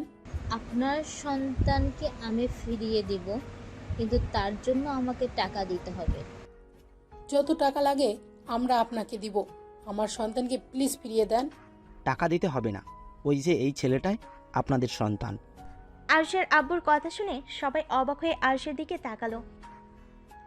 আয়ান তালুকদার আরুষকে জড়িয়ে ধরতে যাবে, আরুষ ধাক্কা দিয়ে সরিয়ে দিয়ে বলল, খবরদার আমাকে টাচ করবেন না। আরুষ কথাটা বলে জোরে জোরে চিৎকার করতে লাগলো। তিয়া আরুষকে এভাবে চিৎকার করতে দেখে আরুষকে ধাক্কা দিতে দিতে বলল, আরুষ, এই আরুষ, কি হয়েছে? আরুষ তিয়ার কণ্ঠ পেয়ে চোখ খুলে দেখে আরুষ রুমে শুয়ে আছে। আরুষের বুঝতে বাকি রইল না এতক্ষণ ধরে আরুষ স্বপ্ন দেখছিল। আরুষ টি টেবিল থেকে এক গ্লাস পানি ঢেলে ঢকঢক করে খেয়ে ফেলল। তিয়া আরুষকে দেখে বলল, কি হয়েছে? খারাপ স্বপ্ন দেখছো নাকি? হয়তো। কত বাজে? সন্ধ্যা হয়ে গেছে, যাও ফ্রেশ হয়ে নাও। আমি ঘুমাইছি কখন? কলেজ থেকে এসেছে তো ঘুমিয়ে গেলে। এই তোমার মাথায় কি সমস্যা দেখাচ্ছে নাকি? কেন? তখন মামুনির সাথে বেয়াদবি করলে, আবার এখন বলছো কখন ঘুমাইছো জানো না। আরুষ তিয়ার কোনো কথার উত্তর না দিয়ে ওয়াশরুমে চলে গেল। ফ্রেশ হয়ে নিচে নেমে গেল। নিচে গিয়ে তুলিকে বলল, তুলি, তোমার পড়া নাই নাকি? ভাইয়া আজকে পড়বো না, মামনি এসেছে, মামনির সাথে আড্ডা দেব। ভাইয়া আপনিও আসেন আমাদের সাথে আড্ডা দিতে। আরুষকে ছাড়ো, ওই এখন এক পা উঠবে না। আয়না আসলে ওদের দুই বোনের কোনোদিন খেয়াল রাখে না। তুমি ওদের সাথে আড্ডা দাও, তোমারও ভালো লাগবে। আরুষ, আসো এখানে বসো। তোমার সম্পর্কে তো কিছুই জানতাম না। আরুষ না চাইতেও আয়না চৌধুরীর সামনে গিয়ে বসলো। আয়না চৌধুরী গল্প করতে লাগলো। আরুষ আর চোখে মাঝে মাঝে আয়না চৌধুরীকে দেখতে লাগলো। তিয়া এসেছে, ওদের সাথে আড্ডায় যোগ দিল। মাঝে মাঝে ওদের কথা শুনে আরুষের হাসি পেতে লাগলো। আরুষ কথায় কথায় বলে উঠল, তুলি, তুমি তো খুব তাড়াতাড়ি খালামণি হতে যাচ্ছ, তুমি কি খুশি না? আরুষের কথা শুনে সবাই অবাক হয়ে গেল। তিয়া বেশম খেলো। তুলি বলল, খালামণি হতে যাচ্ছি মানে? কেন? তোমার আপুর পেটে তো বাচ্চা, কি ব্যাপার? সবাই এমন অবাক হয়ে তাকিয়ে আছেন কেন? ওর পেটে কিভাবে বাচ্চা আছে? তিয়া এইগুলো আরুষ কি বলে? মানে আম্মু। তিয়া কথাটা বলে দাঁত চেপে হাসতে লাগলো। তিয়ার আম্মু বুঝতে আর বাকি রইল না আরুষকে মিথ্যা বলেছে। আয়না চৌধুরী অবাক হয়ে বলল, সত্যি তিয়া মা হতে যাচ্ছে? আরে না, এই মেয়েটা এখনো ফাজলামিই যায় না। আরুষকে মিথ্যা বলছে। কি? আমাকে মিথ্যা বলার মানে কি? আমার মজা লাগছে তাই মিথ্যা বলছি। ও, বুঝতে পারছি। কি বুঝলে? অনেক কিছুই। আচ্ছা, আপনারা কথা বলেন, আমি রুমে যাচ্ছি, আমার পড়া আছে। আরুষ রুমে চলে গেল। বিছানায় পা ঝুলিয়ে ভাবতে লাগলো। আমি টাচ করব জন্য পেটে সন্তান আছে মিথ্যা কথা বলল? স্বামীকে যদি এত ভালোবেসে থাকে তাহলে ডিভোর্স কেন দিল? অদ্ভুত একটা মহিলা। আরুষ কথাগুলো ভাবছিল, হঠাৎ করে তিয়ার রুমে আসলো। আরুষ বলে উঠল, আচ্ছা, আপনি আপনার স্বামীকে যদি এত ভালোবেসে থাকেন তাহলে তাকে ডিভোর্স দিলেন কেন? আমি কাউকে ভালোবাসি না, তাহলে মিথ্যা অভিনয় করলেন কেন? আমার ইচ্ছে হয়েছে তাই। আমি কি আপনার অতীত সম্পর্ক জানার কোনো অধিকার নাই? জেনে কি করবে? আমার জানার দরকার। আমার মনে হয় না তোমার জানার দরকার আছে। অবশ্যই দরকার আছে। স্বামীকে এত ভালোবাসেন, আবার তাকে ডিভোর্স দিলেন, আবার আমাকে কাছেও আসতে দিতে চান না, কেউ প্রপোজ করলে মারতে যান। আরুষ তিয়াকে জোরাজোরি করতে লাগলো। তিয়া রেগে গিয়ে চিৎকার করে বলল, আমি ছেলেদের ঘৃণা করি, তাই আমি কোনো ছেলেকে সহ্য করতে পারি না। আর কোনো কথা আছে? ঘৃণা করেন মানে? কেন ছেলেদের ঘৃণা করেন? ছেলেরা আপনার কি ক্ষতি করেছে? এই ছেলে একটা লুজার, বাটপার, বেইমান, যে এক নারীতে আসক্ত থাকতে পারে না। ওদের জন্য যদি জীবন দিয়ে দেয় তারপর কি বলবে আমাকে ভালোবাসো না? ছেলেরা এমন কি বলেছে আপনাকে? প্রমাণ দিতে পারবেন? তিয়া আরুষের কথা শুনে পাগলের মতো হাসতে লাগলো। তারপর বলল, প্রমাণ প্রমাণ তো আমি নিজেই। ভালোবেসে বিয়ে করেছিলাম, 7 বছরের সম্পর্ক। পর বিয়ে করে 2 মাস টিকতে পারি নাই। শারীরিক নির্যাতন তো আছেই, তার সাথে মিথ্যা অপবাদ, অশ্লীল গালাগালি। সেখানে আবার ভালোবাসা। আমার সামনে অন্য নারীকে নিয়ে এসেছে, রাত কাটাতো। শ্বশুর শাশুড়ি দেখেও না দেখার ভান করে থাকতো, কারণ প্রেম করে নিজের ইচ্ছেই বিয়ে করেছি। 7 বছর প্রেম করেছি, তার মানে তো আমি জানতাম ওর চরিত্র কেমন। হ্যাঁ, আফসোস এমন পাক্কা অভিনেতা যে 7 বছর একবারের জন্য বুঝতে পারি নাই মানুষটা আসলে যে রূপ দেখায় সেটা তার আসল রূপ ছিল না। ভদ্র মুখোশের আড়ালে ছিল শয়তান, বদমাইশি। তারপর বলবে ছেলেদের কেন ঘৃণা করি? এক ছেলের জন্য সবাইকে এক ভাবা, এটা ঠিক না। আর ওকে ডিভোর্স কেন দিয়েছেন? আমি হইলে ওকে ভালো মতো শিক্ষা দিতাম, এমনকি জেলের ভাত খাইতাম। ওকে আমি ভালোবাসি, ওই হয়তো আমাকে ভালোবাসে নাই। ভালোবাসার মানুষ যেমনই হোক, সেই আমাদের প্রিয় মানুষ থাকে। তাকে কষ্ট দিয়ে কখনো প্রকৃতি ভালোবাসা মানুষ সুখে থাকতে পারে না। বাহ, আপনাকে আগে যা ভাবছি, এখন তো আপনার কথা শুনে আপনার ফ্যান হয়ে গেলাম। আপনাকে তো দেখে ভেবেছি আপনার ভিতরে মন পাথরের দিয়ে তৈরি হয়েছে। প্রেম ভালোবাসা আপনার মনে কিছুই নাই, বাট আপনার মতো মানুষ কাউকে এতটা ভালোবাসতে পারে, সত্যি বিশ্বাস হয় না। আরুষ কথাটা বলে হাসতে লাগলো। তিয়ার চোখ বেয়ে পানি পড়তে লাগলো। তিয়া কিছু না বলে বেলকনিতে চলে গেল। আরুষ ভ্যাবাচাকা খেয়ে গেল। আরুষ বেলকনির দিকে এগিয়ে গেল। কান্নার শব্দ পেল। আরুষের কাছে খারাপ লাগলো। আরুষ আস্তে আস্তে তিয়ার কাছে গেল। কাঁধে হাত রাখতেই তিয়া নিজের চোখের পানি মুছতে যাবে। আরুষ হাত ধরে বলল, কান্না করো, চোখের পানি মুছো না। আজকে মন খুলে কান্না করো। মাঝে মাঝে কান্না করলে মনটা অনেক হালকা লাগে। তিয়া জোরে জোরে কান্না করতে লাগলো। কান্না করতে করতে হিসকি উঠে গেল। আরুষ রুমে গিয়ে 1 গ্লাস পানি নিয়ে এসেছে। তিয়াকে বলল, এই নাও পানি, খেয়ে আবারও কান্না করো। আর তুমি চাইলে খাবারও নিয়ে আসতে পারি, একটু করে রেস্ট নিবে, খাবার খেয়ে আবার কান্না শুরু করবে, ওকে? আরুষের কথা শুনে তিয়া ফিক করে হেসে দিল। আরুষের কান ধরে বলল, শয়তান, আমার ইমোশনাল দেখে মজা নেওয়া হচ্ছে তাই না? আহ, কান ছাড়ো। আমি তোমার স্বামী হই, আমার কান ধরা তোমার উচিত না। এই ওয়েট, আমাকে তুমি কেন বলছো? আমি তোমার বয়সে বড়, আমাকে আপনি করে ডাকো। আরুষ তিয়াকে টান দিয়ে নিজের কাছে নিয়ে এসেছে। পিছনের দিকে ঘুরিয়ে পিছন থেকে জড়িয়ে ধরে কানে কানে ফিসফিস করে বলল, আমি আর আপনি করে বলবো না। তুমি বলে আপন আপন লাগে, আপনি বলে কেমন পরপর লাগে। আর তুমি তো আমার প্রিয়তমা, সেখানে অনেক কাছের মানুষ, তাই আপনি না তুমি বলে ডাকবো। তিয়া হালকা করে আরুষের পেটে গুঁতো দিল।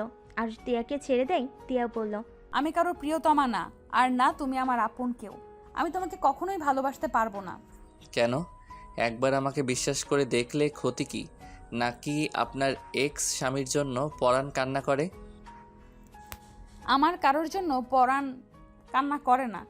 আমি একবার যে ভুল করছি সেই ভুল আর দ্বিতীয়বার করতে চাই না। একবার তো একজনকে মন দিয়েছিলাম, ভেঙে চুরমার করে দিয়েছে। আবার তোমাকে দিয়ে নিজের জীবনটাই শেষ করে দেব নাকি? আরুষ তিয়াকে সামনের দিকে ঘুরিয়ে আরুষের 2 হাত তিয়ার কাঁধের উপর রেখে মুখটা কাছে নিয়ে বলল, আমার মনের দরকার নাই, আমার এই শরীরটা আর এই শরীরের আত্মাটা লাগবে, যাকে আমি মৃত্যুর আগ পর্যন্ত পাশে পাবো। যে মানুষটা আমাকে ভালোবাসবে, আমাকে বুঝবে, বাকি মানুষের মতো আমাকে অবহেলা করবে না। শুধু একটু ভালোবাসা দিলে হবে, কারণ সামনের এই মানুষটা ছাড়া আমার দুনিয়াতে আপন মানুষ বলতে কেউ নাই। কেন? তোমার আব্বু আম্মু, তোমার বোন আছে, তাহলে আপন মানুষ থাকলো না কিভাবে? মানুষ যা চোখের সামনে দেখে তা মাঝে মাঝে সত্যি নাও হতে পারে।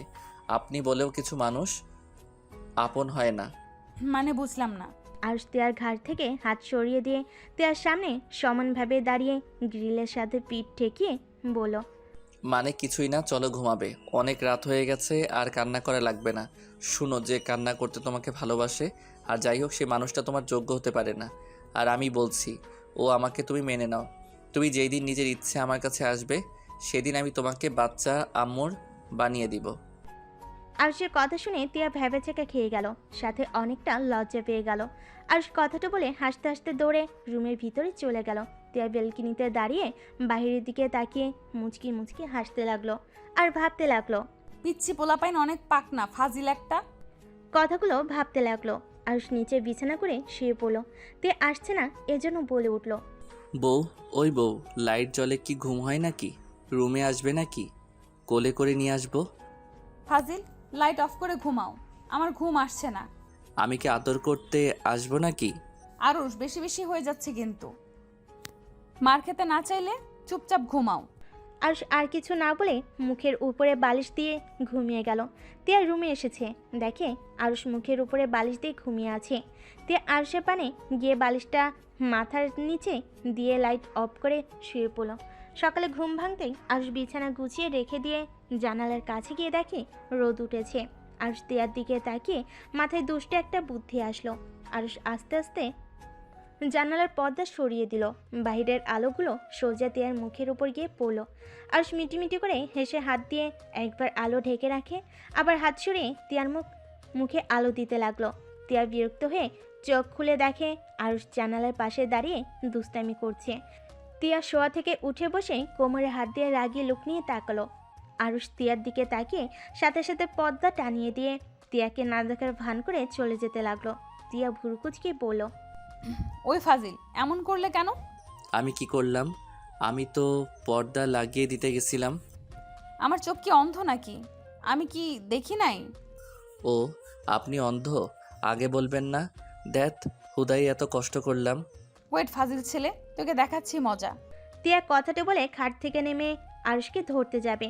আরুষ দরজা খুলে দৌড়ে বের হয়ে গেল। তিয়া আরুষের পেছনে দৌড়ে যেতে লাগলো। সিঁড়ি ভেঙে নিচে নামতে লাগলো। সাথে তিয়া ও ওদের এই অবস্থা দেখে সবাই অবাক হয়ে গেল। এই দুইজন কি করছো? পড়ে যাবে তো, সাবধানে নামো। এইভাবে দৌড়াদৌড়ি করছো কেন? আন্টি, আপনার মেয়েকে কুত্তা কামড় দিয়েছে। আমাকে কামড় দেওয়ার জন্য আমার পিছনে লেগেছে। আরুষের বাচ্চা, আমি তোকে আজ ছাড়বো না। আমাকে কুত্তা কামড় দিয়েছে? ওয়েট, একবার তোকে হাতের কাছে পাই। আরে বাবা, দুজনেই থামো। এভাবে দৌড়াদৌড়ি করলে দুজনেই পড়ে গিয়ে ব্যথা পাবে তো। আরুষও আয়না চৌধুরীর দিকে চোখ যেতে ওর রাগ উঠে গেল। ও আয়না চৌধুরীর দিকে তাকিয়ে তিয়ার দিকে তাকাতে গিয়ে পা পিছলে পড়ে যেতে নিলে তিয়ার দিকে হাত বাড়ালে তিয়া ধরাগে আরও সিঁড়ি থেকে পড়ে গড়াতে গড়াতে নিচে পড়ে গেল। তিয়ার সাথে সবাই চিৎকার করে উঠল। আরুষ গড়তে গড়তে আয়না চৌধুরীর পায়ের কাছে গিয়ে পড়ল। আরুষের মাথা বেয়ে রক্ত ঝরছে। আয়না চৌধুরী আরুষকে ধরে কোলে মাথাটা নিলে আরুষ আয়না চৌধুরীর হাতটা এক সিটকে সরিয়ে দিয়ে বলল, মরে গেলেও আপনার কোলে মরতে চাই না। আমাকে আপনি টাচ করবেন না। আপনাকে আমি ঘৃণা করি। আরুষ কথাটা বলে চোখ বন্ধ করে ফেল। তিয়া দৌড়ে এসেছে আরুষের মাথাটা কোলে নিয়ে ডাকতে লাগলো। আয়না চৌধুরী আরুষের কথা শুনে হতভম্ব হয়ে বসে আছে। তিয়ার আম্মু তুলিকে বলল, তুলি, ড্রাইভারকে ডাক দে, আরুষকে হসপিটালে নিয়ে যেতে হবে। তুলি দৌড়ে বাহিরে গেল। আরুষের আম্মু আরুষের আপু এগিয়ে এসেছে, বলল, এই আরুষ, উঠ, এভাবে নাটক করিস না। উঠ, তেমন কিছু হয় নাই কিন্তু। আরুষের আম্মু কথা শুনে তিয়ার আম্মু তিয়া আয়না চৌধুরী অবাক হয়ে গেল। তিয়ার আগে চিৎকার করে বলল, আরে আপনি মানুষ নাকি অন্য কিছু? সন্তানের এই অবস্থা আর বলেন নাটক করছে? আপনার কি চোখ নাই? ওর মাথা দিয়ে রক্ত ঝরছে আর আপনি বলেন ওই নাটক করছে? তিয়ার কথা শুনে আরুষের আম্মু ভয় পেয়ে গেল। আরুষের আপু তিয়ার আপুকে চুপ থাকতে বলল। তুলি আর ড্রাইভার আসলে ড্রাইভার আরুষকে কোলে তুলে নিয়ে যেতে লাগলো। তিয়া আয়না তিয়ার আম্মু গাড়িতে উঠে বসলো।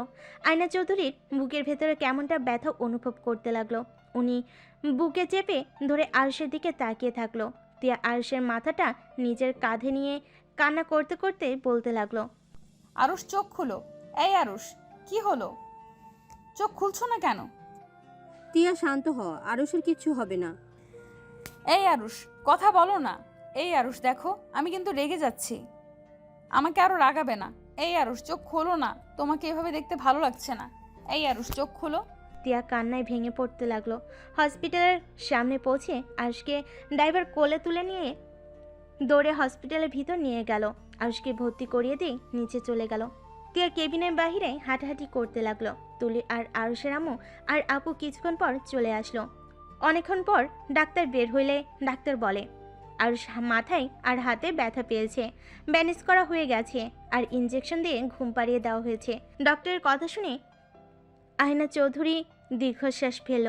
তিয়া ডাক্তারের থেকে অনুমতি নিয়ে কেবিনে ঢুকে আরুষের পাশে বসে আরুষের কপালে হাত বুলিয়ে দিতে লাগলো। আয়না চৌধুরী দরজার ফাঁক দিয়ে আরুষের দিকে তাকিয়ে আছে আর ভাবতে লাগলো, এই ছেলের সাথে আমার কোনো সম্পর্ক আছে? না, তা কি করে হয়? ওকে তো আগে কোনো দিন দেখি নাই, ওর আম্মুকেও দেখি নাই। তাও কেন ওকে এত আপন লাগে? আর ও কেনই বা আমার উপরে এত রাগ? আমাকে যেন সহ্যই করতে পারছে না। আরুষের আম্মুর দিকে তাকিয়ে আয়না চৌধুরী অবাক হয়ে ভাবতে লাগলো, এটা কেমন মা? সন্তানের এই অবস্থা, চোখে এক ফোঁটা পানিও নাই। তিয়ার আম্মু আয়নার দিকে তাকিয়ে বলল, কি রে, কি ভাবিস? কিছু না। আয়না, একটা কথা জিজ্ঞেস করব? বল। আরুষের লাস্টের কথাগুলো আমার মাথায় ঢুকছে না। ওই তোকে এত ঘৃণা করে যে ওই তোর কোলে মরতেও রাজি না, কিন্তু তোর সাথে তো আমার জানা মনে এই প্রথম পরিচয় হয়েছে। তাহলে এভাবে ঘৃণা কেন করে? তোকে কি আগে থেকে ও চেনে? আমি বুঝতে পারছি না আরুষ এমন করছে কেন। আমি তো তিয়ার স্বামী হিসেবে এবার প্রথম দেখলাম। বিয়ের আগে কোনোদিন ওকে আমি দেখিই নাই, বাট ও আমাকে এমনভাবে এড়িয়ে যায় আর ঘৃণা করে। মনে হয় আমি ওর কোনো ক্ষতি করেছি, অথচ আমি ওকে আগে চিনতাম না। আরুষকে বিষয়টা জিজ্ঞেস করিস তো, কেনই তোর সাথে এমন করে? একবার ভাবতে পারছোস? কেউ কারো উপরে কতটা ঘৃণা থাকলে কেউ এভাবে কথাগুলো বলতে পারে? হ্যাঁ, আমার আরুষের সাথে কথা বলতে হবে। আয়না চৌধুরী কেবিনের ভিতরে গিয়ে তিয়াকে বলল, তিয়া, তুমি বাসায় যাও, আমি এখানে থাকছি। তোমার তো কলেজে যেতে হবে, অনেক দেরি হয়ে গেছে, যাও। আচ্ছা মামুনি। তিয়া যেতে না চাইলেও যেতে হলো। আরুষের কপালে আলতো করে ঠোঁটে স্পর্শ এঁকে দিয়ে চলে গেল। আয়না চৌধুরী আরুষের পাশে বসে থাকলো। তিয়া বাসে গিয়ে রক্তমাখা জামা কাপড়ের দিকে তাকাতেই তিয়ার পড়ে যাওয়ার কথা মনে পড়তেই বুকটা সহ চিনচিন করে উঠল। তিয়া নিজেকে স্বাভাবিক করে ওয়াশরুমে গিয়ে গোসল করে পোশাক পরে কলেজের উদ্দেশ্যে বের হয়ে গেল। রাকিব তিয়াকে দেখে বলল, আসসালামু আলাইকুম ম্যাম। ম্যাম, আপনার সাথে কথা ছিল। ওয়ালাইকুম আসসালাম। আমি জানি কি বলবে। আরুষ হসপিটালে ভর্তি আছে। কি? আরুষের কি হয়েছে? সিঁড়ি থেকে পড়ে গিয়ে ব্যথা পেয়েছে। আচ্ছা আমি যাচ্ছি, আমার এমনিতেই অনেক লেট হয়ে গেছে। তিয়া রাকিবকে কথা বলার সুযোগ না দিয়ে হসপিটালের নাম বলে চলে গেল। রাকিবের রাগের শরীর জ্বলতে লাগলো। রাকিব মনে মনে ভাবলো, কি মহিলা! স্বামী হসপিটালে আর উনি কত স্বাভাবিক। একটু কি মনে মায়া দয়া বলে কিছু নাই? রাকিব কথাগুলো বলে বাইক নিয়ে সোজা হসপিটালের দিকে রওনা দিল। এদিকে আরুষের ঘুম ভাঙলে চোখ খুলে আয়না চৌধুরীকে দেখে চমকে উঠল। রাগী লোক নিয়ে বলল, আমার পাশে আপনি কেন? আমি কোথায়? আরুষ উঠতে চাপে মাথায় ব্যথা পেল। আয়না চৌধুরী ধরতে গেলে আরুষ ছিটকে আয়না চৌধুরীকে সরিয়ে দিয়ে বলল, আপনাকে বললাম না আমাকে ধরবেন না। আপনি কি বুঝেন না আমি আপনাকে পছন্দ করি না? আমাকে কেন পছন্দ করো না? আমি তোমার কি ক্ষতি করেছি? আসলে আরুষ, তুমি আয়নাকে কেন দেখতে পারো না? ওই তোমার কি ক্ষতি করেছে? তুমি ওকে সহ্য করতে কেন পারছো না? আরুষ তিয়ার আম্মুকে দেখে হতভম্ব হয়ে গেল। আজ নিজেকে স্বাভাবিক করে বলল, আন্টি, আমি বাসায় যেতে চাই। তুই আসুক তারপর যেও। এখন বলো, তুমি আয়নাকে কেন দেখতে পারো না? আমি জানি না। এইটা কেমন কথা? তুমি জানো না অথচ তাকে ঘৃণা করো? ওকে দেখতেও খারাপ না, আর এমনকি ওর ব্যবহারও খারাপ না। আয়নাকে তো সবাই কত ভালোবাসে। ও অনেক ভালো একটা মেয়ে। আজ পর্যন্ত কেউ বলতে পারবে না তিয়া কারোর সাথে খারাপ ব্যবহার করেছে বা কারো কোনো ক্ষতি করেছে। তাহলে তুমি কেন তাকে ঘৃণা করো? আর সজোরে হাসতে লাগলো। মাথায় ব্যথা পাওয়াতে হাত চেপে ধরে বলল, আন্টি, ওনারা তো মহান মানুষ। ওনারা এত মহান যে আমার লাইফটা একদম হেল করে দিয়েছে। ভদ্র মুখোশের আড়ালে যে কত বড় শয়তান, এই আপনি আমার চোখের সামনে থেকে জানতো। আরুষের আম্মু কেবিনে ঢুকে বলল, আরুষ, এই ধরনের ব্যবহার করছিস? তুই জানোস উনি এত কাছে কখন থেকে বসে আছে, তোর জন্য কান্না করছিল, আর তুই তার সাথে এমন ব্যবহার করছিস? তোর আব্বুকে কল দিয়ে সব বলে দেব। তুই যে এত বেয়াদব হচ্ছিস, তোর আব্বু জানা দরকার। তো আম্মু, ওনাকে কে বলছে আমার জন্য চোখের পানি ফেলতে? ওর চোখের পানি আমার কাছে বিষ লাগে। যত সব আজাইরা। আয়না চৌধুরী কিছু বলতে যাবে, রাকিব দৌড়ে এসেছে, হাঁটুর উপরে 2 হাত রেখে জোরে জোরে নিঃশ্বাস নিতে নিতে বলল, আরুষ, তুই ঠিক আছস? এই অবস্থা কি করে হলো? আমি ঠিক আছি। এই মহিলার মুখ দেখলে আর কত ঠিক থাকবো বল? কোন মহিলা? রাকিব আয়না চৌধুরীর দিকে তাকিয়ে বলল, আরুষ, এইটা কেমন ব্যবহার? মাথা ঠান্ডা কর। এই, তুমি মাস্টার সাহেবের ভাগনা না? জি আন্টি। আরুষকে তুমি চেনো? জি, ওই আমার বেস্ট ফ্রেন্ড। তুমি কি কিছু জানো ও আমাকে ঘৃণা কেন করে? না মানে, তার মানে তুমি জানো। হয়তো, বাট আমি কাউকে কিছু বলতে পারবো না। কেন? বলা যাবে না, তাই বলতে পারবো না। রাকিব, তুমি বলো, আমি শুনতে চাই। আমি ওর কি এমন ক্ষতি করেছি যে আমাকে ও ঘৃণা করে? রাকিবকে অনেক জোর জোর করতে লাগলো। আরুষ রেগে গিয়ে বলল, উফ, ওকে এত জোরাজোরি করছেন কেন? সময় হইলে আমি আপনাকে বলে দিব। আর এখন শুনবেন নাকি? শোনার খুব ইচ্ছা থাকলে আমি এখন বলবো। আন্টি, আম্মু, আপনারা যদি কিছু মনে করেন। আরশের কথা বুঝতে পেরে তিয়ার আম্মু আরশের আম্মুকে নিয়ে কেবিন থেকে বের হয়ে গেল। আরশ মিটিমিটি করে হাসতে হাসতে বলল, শুনতে চান? শোনার আগে জানতে হবে আমি কে। কে তুমি? এই দিকে আছেন, কানটা একটু দিন। আয়না চৌধুরী আরশের দিকে গেলে আরশ ফিসফিস করে বলল, আমি আপনার অবৈধ সেই সন্তান যাকে হসপিটালে ফেলে দিয়ে আসার হুকুম দিয়েছিলেন। আমি একটা চাকর সন্তান যার বাবা মা থাকতে তাদের কোনো পরিচয় নাই। আরশ কথাগুলো বলে হাসতে লাগলো। হাসতে হাসতে আরশের চোখ বেয়ে পানি বের হতে লাগলো। আয়না চৌধুরী কয়েক পা পিছিয়ে গেল। আরশের হাসির প্রতিধ্বনি কানে বাজতে লাগলো। আয়না চৌধুরী কানে হাত দিয়ে চিৎকার করে উঠল, তুমি হাসি থামাও, তোমার হাসি আমার সহ্য হচ্ছে না। আহা, আপনার তো আমার হাসি সহ্য হচ্ছে না, আর আমার আপনাকে। চলে যান আমার সামনে থেকে। আয়না চৌধুরীর চিৎকার শুনে তিয়ার আম্মু আরুষের আম্মু কেবিনে ঢুকে দেখে আয়না চৌধুরী পড়ে যাচ্ছে। তিয়ার আম্মুকে ধরে বলল, তোমরা এভাবে হাসছো কেন? কি করছো? ওই, কি হলো? সত্যি করে বলো, ওর সাথে তোমরা কি করছো? আন্টি, আমরা কিছুই করি নাই। আরও শুধু জানিয়েছে কেন ঘৃণা করে। এতে উনি সহ্য করতে না পেরে অজ্ঞান হয়ে গেছে। ধরছো না কেন? ধরো ওকে। রাকিব, ভর্তি করে আয়। রাকিব আয়না চৌধুরীকে নিয়ে যেতে লাগলো। আর সে চোখের পানি মুছে ফেল। আর বেডের উপরে শুয়ে আছে, চোখ বেয়ে পানি গড়িয়ে পড়ছে। রাকিব আরুষের পাশে বসে পড়ল। আন্টি, মাথায় অতিরিক্ত চাপ পড়ছে, এভাবে না বললেও পারতে। যার যার ব্যথা সেই বুঝে। নিজের গর্ভধারিণী মাকে সামনে দেখেও বলতে পারি না মা বলে। মায়ের ভালোবাসাটাও পাই নাই। চিন্তাবো না আমার আসল বাবা মাকে। আর উনি এমন মা যে সন্তানকে ফেলে দিয়ে আসতে হুকুম করতে পারে। সেই ধরনের বাবা মা আমার চাই না। আমি এই ধরনের মানুষদের ঘৃণা করি, যারা সন্তান জন্ম দিয়ে তাদের অস্বীকার করে। আরুষের কথা শেষ হতেই তিয়া চলে আসে। রাকিবের মুখ থেকে তিয়ার নামে কথা শুনে তিয়া ভিতরে না ঢুকে দাঁড়িয়ে পড়ল। আর এদিকে রাকিব বলতে লাগলো, আমি বুঝতে পারছি। আচ্ছা, তুই রেস্ট নে। আর তোর বউ একটা জিনিস, তোর এই অবস্থা আর উনি কলেজে পড়ে আছে। এই মহিলা কেমন ধরনের মানুষ আল্লাহ জানে। তোকে স্বামী হিসেবে মানা বা না মানা, তারপর তো মানুষের প্রতি মানুষের একটু টান থাকবে। রাকিবের কথা শুনে তিয়া রেগে ভিতরে ঢুকে কিছু বলবে, তার আগেই আরুষ হেসে বলল, হা, তুই আবার আমার বউয়ের পিছনে লাগলি কেন? উনি শিক্ষিকা কলেজের, ওনাকে তো কলেজে যেতে হবে। পাগল, ওকে আমরা যেমন ভাবি ওই আসলে তেমন না। কাউকে না বুঝে তাকে নিয়ে কিছু বলা উচিত না। আরুষের কথা শুনে তিয়ার মনটা নরম হয়ে গেল। রাকিব আরুষের দিকে ভুরু কুচকে তাকিয়ে বলল, আরে ম্যাম, কি তোকে কিছু খাইছে নাকি? আর এত গুণ গাচ্ছিস। রাকিবের কথা শুনে আরুষ সজোরে হেসে দিয়ে বলল, দূর শালা। আচ্ছা ভাইয়া, আমাকে আর হাসাস না, মাথার যন্ত্রণা শুরু হয়ে যায়। আচ্ছা, তুই রেস্ট নে। এই, তুই কিছু খাইছস? খাবার কিনে নিয়ে আসবো? আরুষ কিছু বলার আগেই তিয়া ভিতরে ঢুকে বলল, তার দরকার নাই, আমি খাবার নিয়ে এসেছি। তিয়ার কথা শুনে রাকিব ভয়ে উঠে বসলো। ভুরু কুচকে বলল, ম্যাম, আপনি কখন এসেছেন?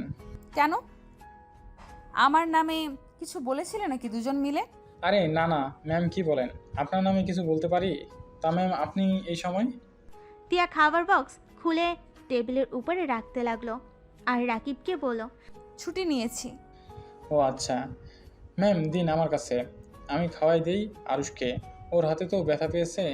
দরকার নাই, তুমি বসে থাকো। ম্যাম, ওই কি হাত দিয়ে খাবেন নাকি? দেখেন ম্যাম, সব জায়গায় জোর দেখাবেন না। তিয়া রাগী লোক নিয়ে তাকাতেই রাকিব চুপ হয়ে গেল। তিয়া একটা প্লেটে খাবার বেড়ে আরুষের পাশে বসে ভাত চটকাতে লাগলো। আরুষ রাকিব হা হয়ে তাকিয়ে আছে। তিয়া রাকিবের দিকে তাকিয়ে বলল, এইভাবে তাকিয়ে আছো কেন? আর এই রাকিব, তুমি সব সময় আমার সতীনের মতো ব্যবহার করো কেন? তিয়ার কথা শুনে আরুষ মিটিমিটি হাসলো। আর রাকিব ভেবাচাকা খেয়ে বলল, কি বলেন? আমি আপনার সতীনের মতো ব্যবহার করলাম কখন? আর আমি তো ছেলে, আমি সতীন কেমন হই? যখন তোমাদের একসাথে দেখি তখনই একে অপরের কেয়ার নাও, আবার আরুষকে খাইয়ে দাও। দুজন একে অপরকে ছাড়া চলতে পারো না নাকি? তিয়ার কথার ভিতরে জেলাসি ভাব দেখে রাকিব দুষ্টামি করে বলল, কি করব, বন্ধুকে বিয়ে করলাম, বন্ধুর বউ পাত্তাই দেয় না, তাই বন্ধুর বউয়ের অভিনয় করে বন্ধুকে সান্ত্বনা দেই। রাকিবের কথা শুনে আরও হাসি থামাতে পারল না। তিয়া রেগে রাকিবের দিকে যাবে, রাকিব দৌড়ে দরজার কাছে গিয়ে পড়ল। স্বামীর যত্ন নিয়েন, না হইলে অন্য বেডির লোকে বিয়ে দিয়ে দিব। রাকিবের বাচ্চার দিকে আয়। ইয়া মানে ম্যাম, আমি বিয়ে করি নাই, আমার এখনো বাচ্চা হয় নাই। দুই বন্ধুই একটা ফাজিল, মেরে হাড্ডি ভেঙে ফেলবো। ইস, কথার ভিতর কত মধু মেখে আছে। মানে? রাকিব কিছু বলার আগে আরুষ রাগী লোক নিয়ে বলল, ওই শালা, আমার বইয়ের উপরে লাইন মারিস না। ভুলে যাসনি উনিকে ক্লাসে পাইলে না? যা নিজের গার্লফ্রেন্ড সাথে লাইন মারগা। রাকিব মাথা চুলকাতে চুলকাতে আরুষের দিকে আর তিয়ার দিকে তাকিয়ে মিষ্টি করে হেসে দিয়ে বলল, উনি কলেজে ম্যাম হইলে কলেজের বাইরে আমার ভাবি লাগে, সেইখানে আমি ওনার সাথে লাইন মারতে পারি। শালা, তুই চুপ করে বসে থাক। রাকিবের কথা শুনে তিয়া রেগে যেন খাবার এখনই ঢিল মেরে ফেলে দিবে। রাকিব পরিস্থিতি বুঝে দৌড়ে পালালো। তিয়া আরুষের দিকে তাকিয়ে বলল, আমি বলেছিলাম না সব বন্ধুরা খারাপ? গার্লফ্রেন্ড থাকতে আবার বন্ধুর বউয়ের সাথে লাইন মারতে আসে। তিয়ার কথা শুনে আরুষ হেসে ফেল। আরুষ তিয়ার দিকে তাকিয়ে বলল, আরে বউ, রেগে যাচ্ছ কেন? ওই তোমার সাথে মজা করছে। ওই ওর গার্লফ্রেন্ডকে অনেক ভালোবাসে। ওই আমার মতো পবিত্র নিজের জিনিস ছাড়া অন্য কারোর দিকে নজর দেয় না। কত যে পবিত্র চোখ, মেয়ে ফ্রেন্ডদের সাথে ঘষাঘষি করে আবার এসেছে। তিয়ার কথা শুনে আরুষ দাঁতে দাঁত চেপে হেসে দিল। তিয়ার রাগী বলল, হ্যাঁ করেন। তুমি খাইছো? হ্যাঁ করতে বলছি করো। আচ্ছা শোনো, আমার এখন ক্ষুধা নাই। তুমি, আয়না আন্টি, তোমার আম্মু, আমার আম্মুকে নিয়ে বাসায় গিয়ে খেয়ে নাও। ওদের তো হসপিটালে কোথাও দেখলাম না। কোনো এক কেবিনের ভিতরে আছে। কেবিন কি করে? আয়না আন্টি জ্ঞান হারিয়ে ফেলছে। ও আচ্ছা, তুমি খেয়ে নাও। খাবো না, বাসায় যাব। আচ্ছা আগে খেয়ে নাও, তারপর ডাক্তারের সাথে কথা বলে নিয়ে যাব। ক্ষুধা লাগছে না ওনাদের নিয়ে, তুমি খেয়ে নাও, যাও। আচ্ছা বুঝছি, তুমি শুয়ে থাকো, আমি ডাক্তারের সাথে কথা বলে আসছি। তিয়া কেবিন থেকে বের হয়ে ডাক্তারের সাথে দেখা করতে গেল। ওনার সাথে কথা বলে আয়না চৌধুরীকে খুঁজতে লাগলো। কোথাও খুঁজে না পেয়ে আরুষের কেবিনের সামনে এসেছে। দেখে আয়না চৌধুরী আরুষের হাত ধরে কান্না করছে, আর আরুষ বারবার সরিয়ে দিচ্ছে। তিয়া ভিতরে ঢুকে বলল, আরুষ, তুমি আন্টির সাথে এমন করছো কেন? তোমার আন্টিকে নিয়ে যাও। এমন ন্যাকামি আমার একদম দেখতে ইচ্ছে হচ্ছে না। তিয়া মামনি, আরুষকে বলো না আমাকে ক্ষমা করে দিতে। কিসের ক্ষমা আন্টি? তিয়া ওর আম্মুর দিকে তাকাতেই তিয়ার আম্মু বলল, আমি বুঝতে পারছি না ও কিসের ক্ষমা চায়, আর আরুষ বা ওকে ঘৃণা কেন করতেছে। কিছু তো রহস্য আছে। আহ, ব্যথা পাচ্ছি তো হাতে। আরুষ ব্যথা পাওয়াতে আয়না চৌধুরী আরুষের হাতে চুমু দিয়ে বলল, সরি বাবা, আমি বুঝতে পারি নাই। ড্যাড ছাড়েন তো। বউ ডাক্তার কি বলল? রিলিজ নিয়ে যেতে পারবো। তাহলে চলো বাসায় যাব। হাসতে পারবে নাকি ড্রাইভারকে ডাকবো? হ্যাঁ পারবো, ডাকতে হবে না। আরুষ বেড থেকে নেমে পা রাখতে যাবে, সাথে সাথেই পড়ে যেতে নাই। আয়না চৌধুরী এসে আরুষকে ধরে, দিয়ে আরেক পাশে ধরলো। আরুষ আয়না চৌধুরীকে বলল, আপনি ছাড়েন। হাঁটতে পারছো না, ব্যথা পাবে। হা হা, শরীরের ব্যথা দেখলেন, মনের ব্যথাগুলো ঠিক করবেন কিভাবে? ওইটাকে নিজে থেকে ঠিক করতে হয়। তাই এই ব্যথা নিজে থেকে সামলাতে পারবো। আরুষ কথাটা বলে তিয়াকে ধরে হেঁটে যেতে লাগলো। আয়না চৌধুরীর চোখ বেয়ে পানি পড়তে লাগলো। তিয়ার আম্মু, আয়না চৌধুরী আর আরুষের আম্মু মিলে ওদের পিছন পিছন যেতে লাগলো। 5 জন হসপিটাল থেকে বের হয়ে গাড়িতে উঠে বাসার দিকে রওনা দিল। আরুষের আম্মু আরুষকে বলল, আরুষ, তোর বেয়াদবি বের করব। তোর আব্বুকে খবর দিয়েছি। তোর আব্বু মনে হয় এ বাসায় চলে এসেছে। এই, আপনি প্লিজ চুপ করবেন? সব সময় খালি ওর ভুলগুলোই দেখেন আর বকার উপরেই থাকেন। ভালো ব্যবহার করতে পারেন না? আপনি নিজেই চুপ থাকেন। আমার আম্মু আমার সাথে যা ইচ্ছে করবে, এতে আপনার কি? নিজের চিন্তা করেন। আর আম্মু, তুমি আব্বুকে এই অবস্থায় ওই বাসায় আসতে বলে কেন? আমি বেয়াদবি করছি, পরে শাস্তি মাথা পেতে নিয়ে নিব। শুধু শুধু আব্বুকে ওই বাসায় আসতে বলছো? মজিদ ভাই কি সত্যি বাসায় এসেছে? ওনার সাথে আমার কথা বলতে হবে। ওমা, আপনি আমার জামাইয়ের নাম জানলেন কেমনে? বিয়ের দিন হয়তো শুনেছিল। ও আয়না চৌধুরী কাউকে ফোন দিল, কল দিয়ে বলল, আয়ান, তুমি কত দূর? তোমাকে না বললাম তাড়াতাড়ি তিয়াদের বাসায় আসতে? প্রায় এসে গেছি, বাট এত জরুরি আসতে বলছো কেন? আমি তোমার সাথে সংসার করার জন্য ডাকছি না, তোমাকে আসতে বলেছি, আসো। আমার খেয়ে কাজ নেই? আমার বউ বাচ্চা রেখে তোমার সাথে সংসার করতে যেতে হবে? উল্টোপাল্টা কথা বললে কিন্তু আমি মাঝপথ থেকে চলে যাব। আচ্ছা সরি, তাড়াতাড়ি আসো প্লিজ। আয়না চৌধুরীর কথা শেষ হলে কল কেটে দিল। তিয়ার আম্মু অবাক হয়ে পড়ল। আয়ান ভাইয়ের সাথে তোর কথা হয় এখনো? মাঝে মাঝে। ভাই জানে? ও সব জানে আর আমাকে সন্দেহ করে না। আরুষ কিছু বলার আগেই ড্রাইভার গাড়ির বাসার ভিতরে নিয়ে থামিয়ে দিল। তিয়া আরুষকে ধরে ভিতরে নিয়ে যেতে লাগলো। আরুষ বাসার ভিতরে ঢুকতেই আরুষের আব্বু চমকে গেল। আরুষ বাপ, আমার তো কি হয়েছে? তোর এই অবস্থা কেন? আব্বু ঠান্ডা হও, আমার কিছুই হয় নাই। আব্বু, এটা তোমার বৌমা তিয়া, এটা আমার আব্বু। আসসালামু আলাইকুম আঙ্কেল। তুমি আমার ছেলে এই অবস্থা করেছো? তুমি নিজেকে কি ভাবো? হ্যাঁ, বাবার টাকা পয়সা আছে বলে যা ইচ্ছে করবে? নিজেকে কি ভাবছো তুমি? আরুষের আব্বুর কথা শুনে সবে ভ্যাবাচাকে খেয়ে গেল। আরুষের আম্মু কিছু বলতে যাবে, সাথে সাথেই আরুষের আম্মুর গালে থাপ্পড় মেরে বলল, তুই চুপ থাক, তুই আর একটা কথাও বলিস না। তোর টাকার লোভের জন্য আজ আরুষ। আব্বু আব্বু ওয়েট, আম্মুর উপরে রেগে যাচ্ছ কেন? তুমি বাহিরের মানুষজনের সামনে আমার আম্মুর গায়ে হাত দিতে পারো না। আব্বু, তুমি আমার সাথে চলো, আমি তোমাকে বুঝিয়ে বলছি। আর তিয়ার জন্য আমার কিছুই হয় নাই। আমি সিঁড়ি থেকে পড়ে গেছিলাম পা স্লিপ খেয়ে। বিশ্বাস না হইলে ওই মহিলাকে জিজ্ঞেস করেন। আরুষের আব্বু আয়না চৌধুরীর দিকে তাকাতেই চমকে গেল, সাথে সাথে মাথা নিচু করে বলে উঠল। ওয়ালাইকুম আসসালাম মজিদ। আয়না চৌধুরী কিছু বলতে যাবে, তার আগেই আরুষ বলল, আব্বু, আমার সাথে চলো। আর তুমি মাথা নিচু করে আসো কেন?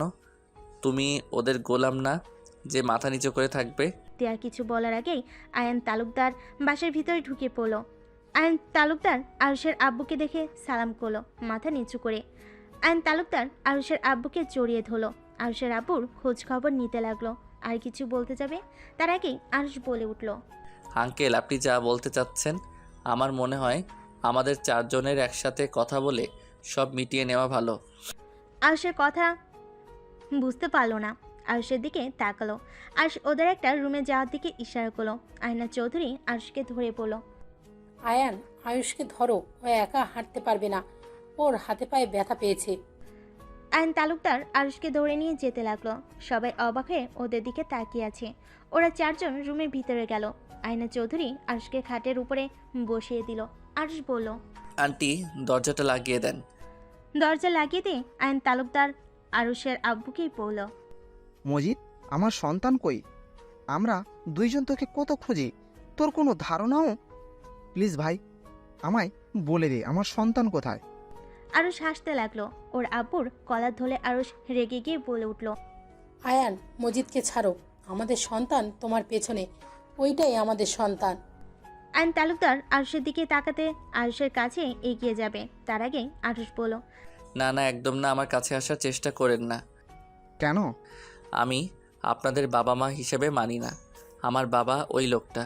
আপনাদের সংসার আছে, আমি চাই না আপনাদের সংসার ভেঙে যাক আমার জন্য। আমার আপনাদের দেখার অনেক ইচ্ছে ছিল। আপনাদের মতো মহান জনকে দেখে আমি অনেক আনন্দিত। এখন আপনারা আসতে পারেন।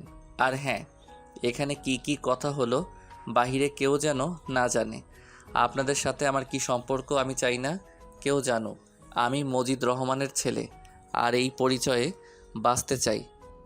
আরুষ, তোর পায়ে ধরি বাপ, এমনভাবে বলিস না। বিশ্বাস কর, আমরা তোকে অনেক খুঁজেছি। হয়তো রাগের বশে তোকে আমরা ফেলে দিতে চেয়েছিলাম, কিন্তু যখন মজিদ তোকে নিয়ে অনেক দূরে চলে গেল, তখন আমরা আর নিজেদের কন্ট্রোল করতে পারি নাই।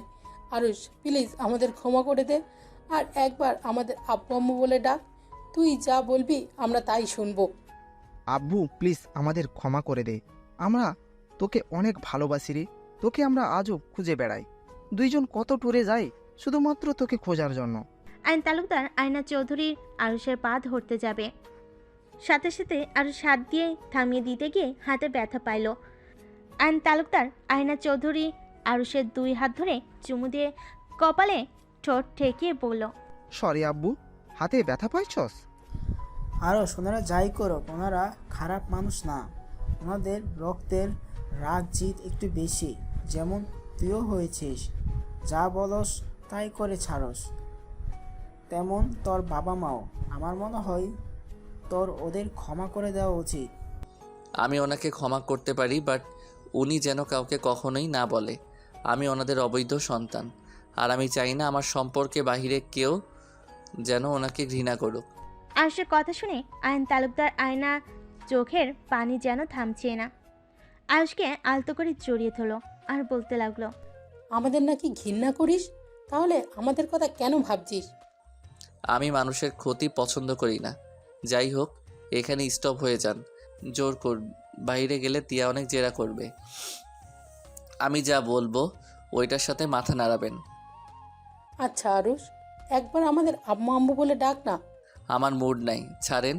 আপনারা বাহিরে যাব আর আপনাদের ফ্যামিলি নিয়ে সুখে থাকেন। আমি একটা স্মৃতি অধ্যায়, যাকে সারা জীবন মনে রাখার কিছুই নাই, শুধু মনে রেখে নিজেদের কষ্ট দেওয়ার কিছু নাই। আরুষ চোখের পানিগুলো টি শার্টের হাঁটা দিয়ে মুছে দাঁড়াতে যাবে, সাথে সাথে আইন তালুকদার আয়না চৌধুরী ধরে নিজের চোখের পানি মুছে ফেল। আরুষের 2 গালে দুজন চুমু দিল। আরুষের ভালো লাগলো, প্রকাশ করলো না। 4 জন বের হয়ে গেলে তিয়া জেরা করতে লাগলো। আরুষ বলল, উফ, এই বউটাও না, কলেজেও এমন করে, বাসায়ও। আরে ওনাদের বাসায় আমার আম্মু কাজ করতো, আর অনেক কাহিনী ছিল, সেইটাই একে অপরকে ক্ষমা চেয়ে মিটিয়ে নিল। আঙ্কেল আন্টি আমাকে একটু উপরে রেখে আসবেন। আচ্ছা চলো। আরুষকে ধরে নিয়ে যেতে লাগলো। তিয়ার কথাগুলো বিশ্বাস হয় না, এটা তিয়ার মুখ দেখে বোঝা গেল। আরে না না, কি বলছেন? ক্ষমা চেয়ে আমাকে ছোট করে দিবেন না। আচ্ছা আঙ্কেল আন্টিকে নিয়ে রুমে যান। ভাবি রান্না করছে তো নাকি? ভাবি রান্না করছেন তো নাকি? আমি আপনাদের জন্য খাবার নিয়ে যাচ্ছি, আপনারা যান। তিয়া রান্নাঘরে চলে গেল, আর এদিকে আরুষকে তিয়ার রুমে শুয়ে দিল। আইন তালুকদারের ফোন বেজে উঠল। তাদের কথা শুনে বোঝা গেল তার স্ত্রী তাকে যেতে বলছে। কথা শেষ হলে 2 জন বাইর হতে যাবে, তখনই আরুষ পিছন থেকে বলল, আব্বু আম্মু। আরুষের কথা শুনে 2 জন খুশিতে পিছনে তাকাতেই আরুষ বলল, আমার সাথে কিছুদিন থাকা যায় না? অবশ্যই থাকা যায়। আচ্ছা আমি এখনই বলে দিচ্ছি, আমি বাসায় যেতে পারবো না। আইন তালুকদার খুশি হয়ে কল দিয়ে অফিসের কথা বলে যাওয়া ক্যান্সেল করে দিল। আরুষের সাথে 7 দিন অনেক আনন্দে থেকে আইন তালুকদার আয়না চৌধুরী চলে যায়। এই 7 দিনে আরুষ মোটামুটি অনেকটা সুস্থ হয়ে গেছে। তিয়ার সাথে সম্পর্কটা আরও ভালো হয়ে গেছে। আরুষের কাঁধে মাথা দিয়ে তিয়া বলল, আরুষ আমাকে সবসময় এইভাবেই ভালোবাসবে তো? আমি কাউকে ছেড়ে যাই না, আমাকে সবাই ছুঁড়ে ফেলে দেয়। তুমি যতদিন থাকবে ততদিন রাখবো। যদি দেখি আমার সাথে তোমার থাকতে সমস্যা হচ্ছে, তাহলে সোজা তোমার থেকে দূরে সরে যাব। গলা চেপেও আমি মেরে ফেলবো। আমার রাগ হইলে আমি কি করে জানি না, তুই উল্টা আমার রাগ ভাঙিয়ে কাছে টেনে নিবি। উল্টা কি বলি, আমার থেকে দূরে সরে যাবি? তিয়া আরুষের গলা চেপে ধরলে আরুষ হাত দিয়ে ধরে পড়ল। আরে বাবা ছাড়ো, মজা করছি। একবার যখন তোমাকে পেয়েছি, সেখানে তোমার থেকে দূরে যাওয়ার প্রশ্ন আসে না। আরুষ তিয়ার কপালে চুমু দিল। তিয়া আরুষের বাহু জড়িয়ে ধরে বলল, তাড়াতাড়ি সুস্থ হয়ে যাও না, আমার এমন তোমাকে দেখতে ভালো লাগছে না। মোটামুটি কিন্তু হয়ে গেছি, তুমি চাইলে তোমার সাথে এখন বাসরটা করে নিতে পারি। তিয়া আরুষের বাহুতে একটা আলতো করে মেরে লজ্জা পেয়ে বলল, যা ফাজিল একটা। আরুষ টান দিয়ে তিয়াকে কাছে টেনে নিল, তিয়ার উপরে ঝাঁপিয়ে পড়ল।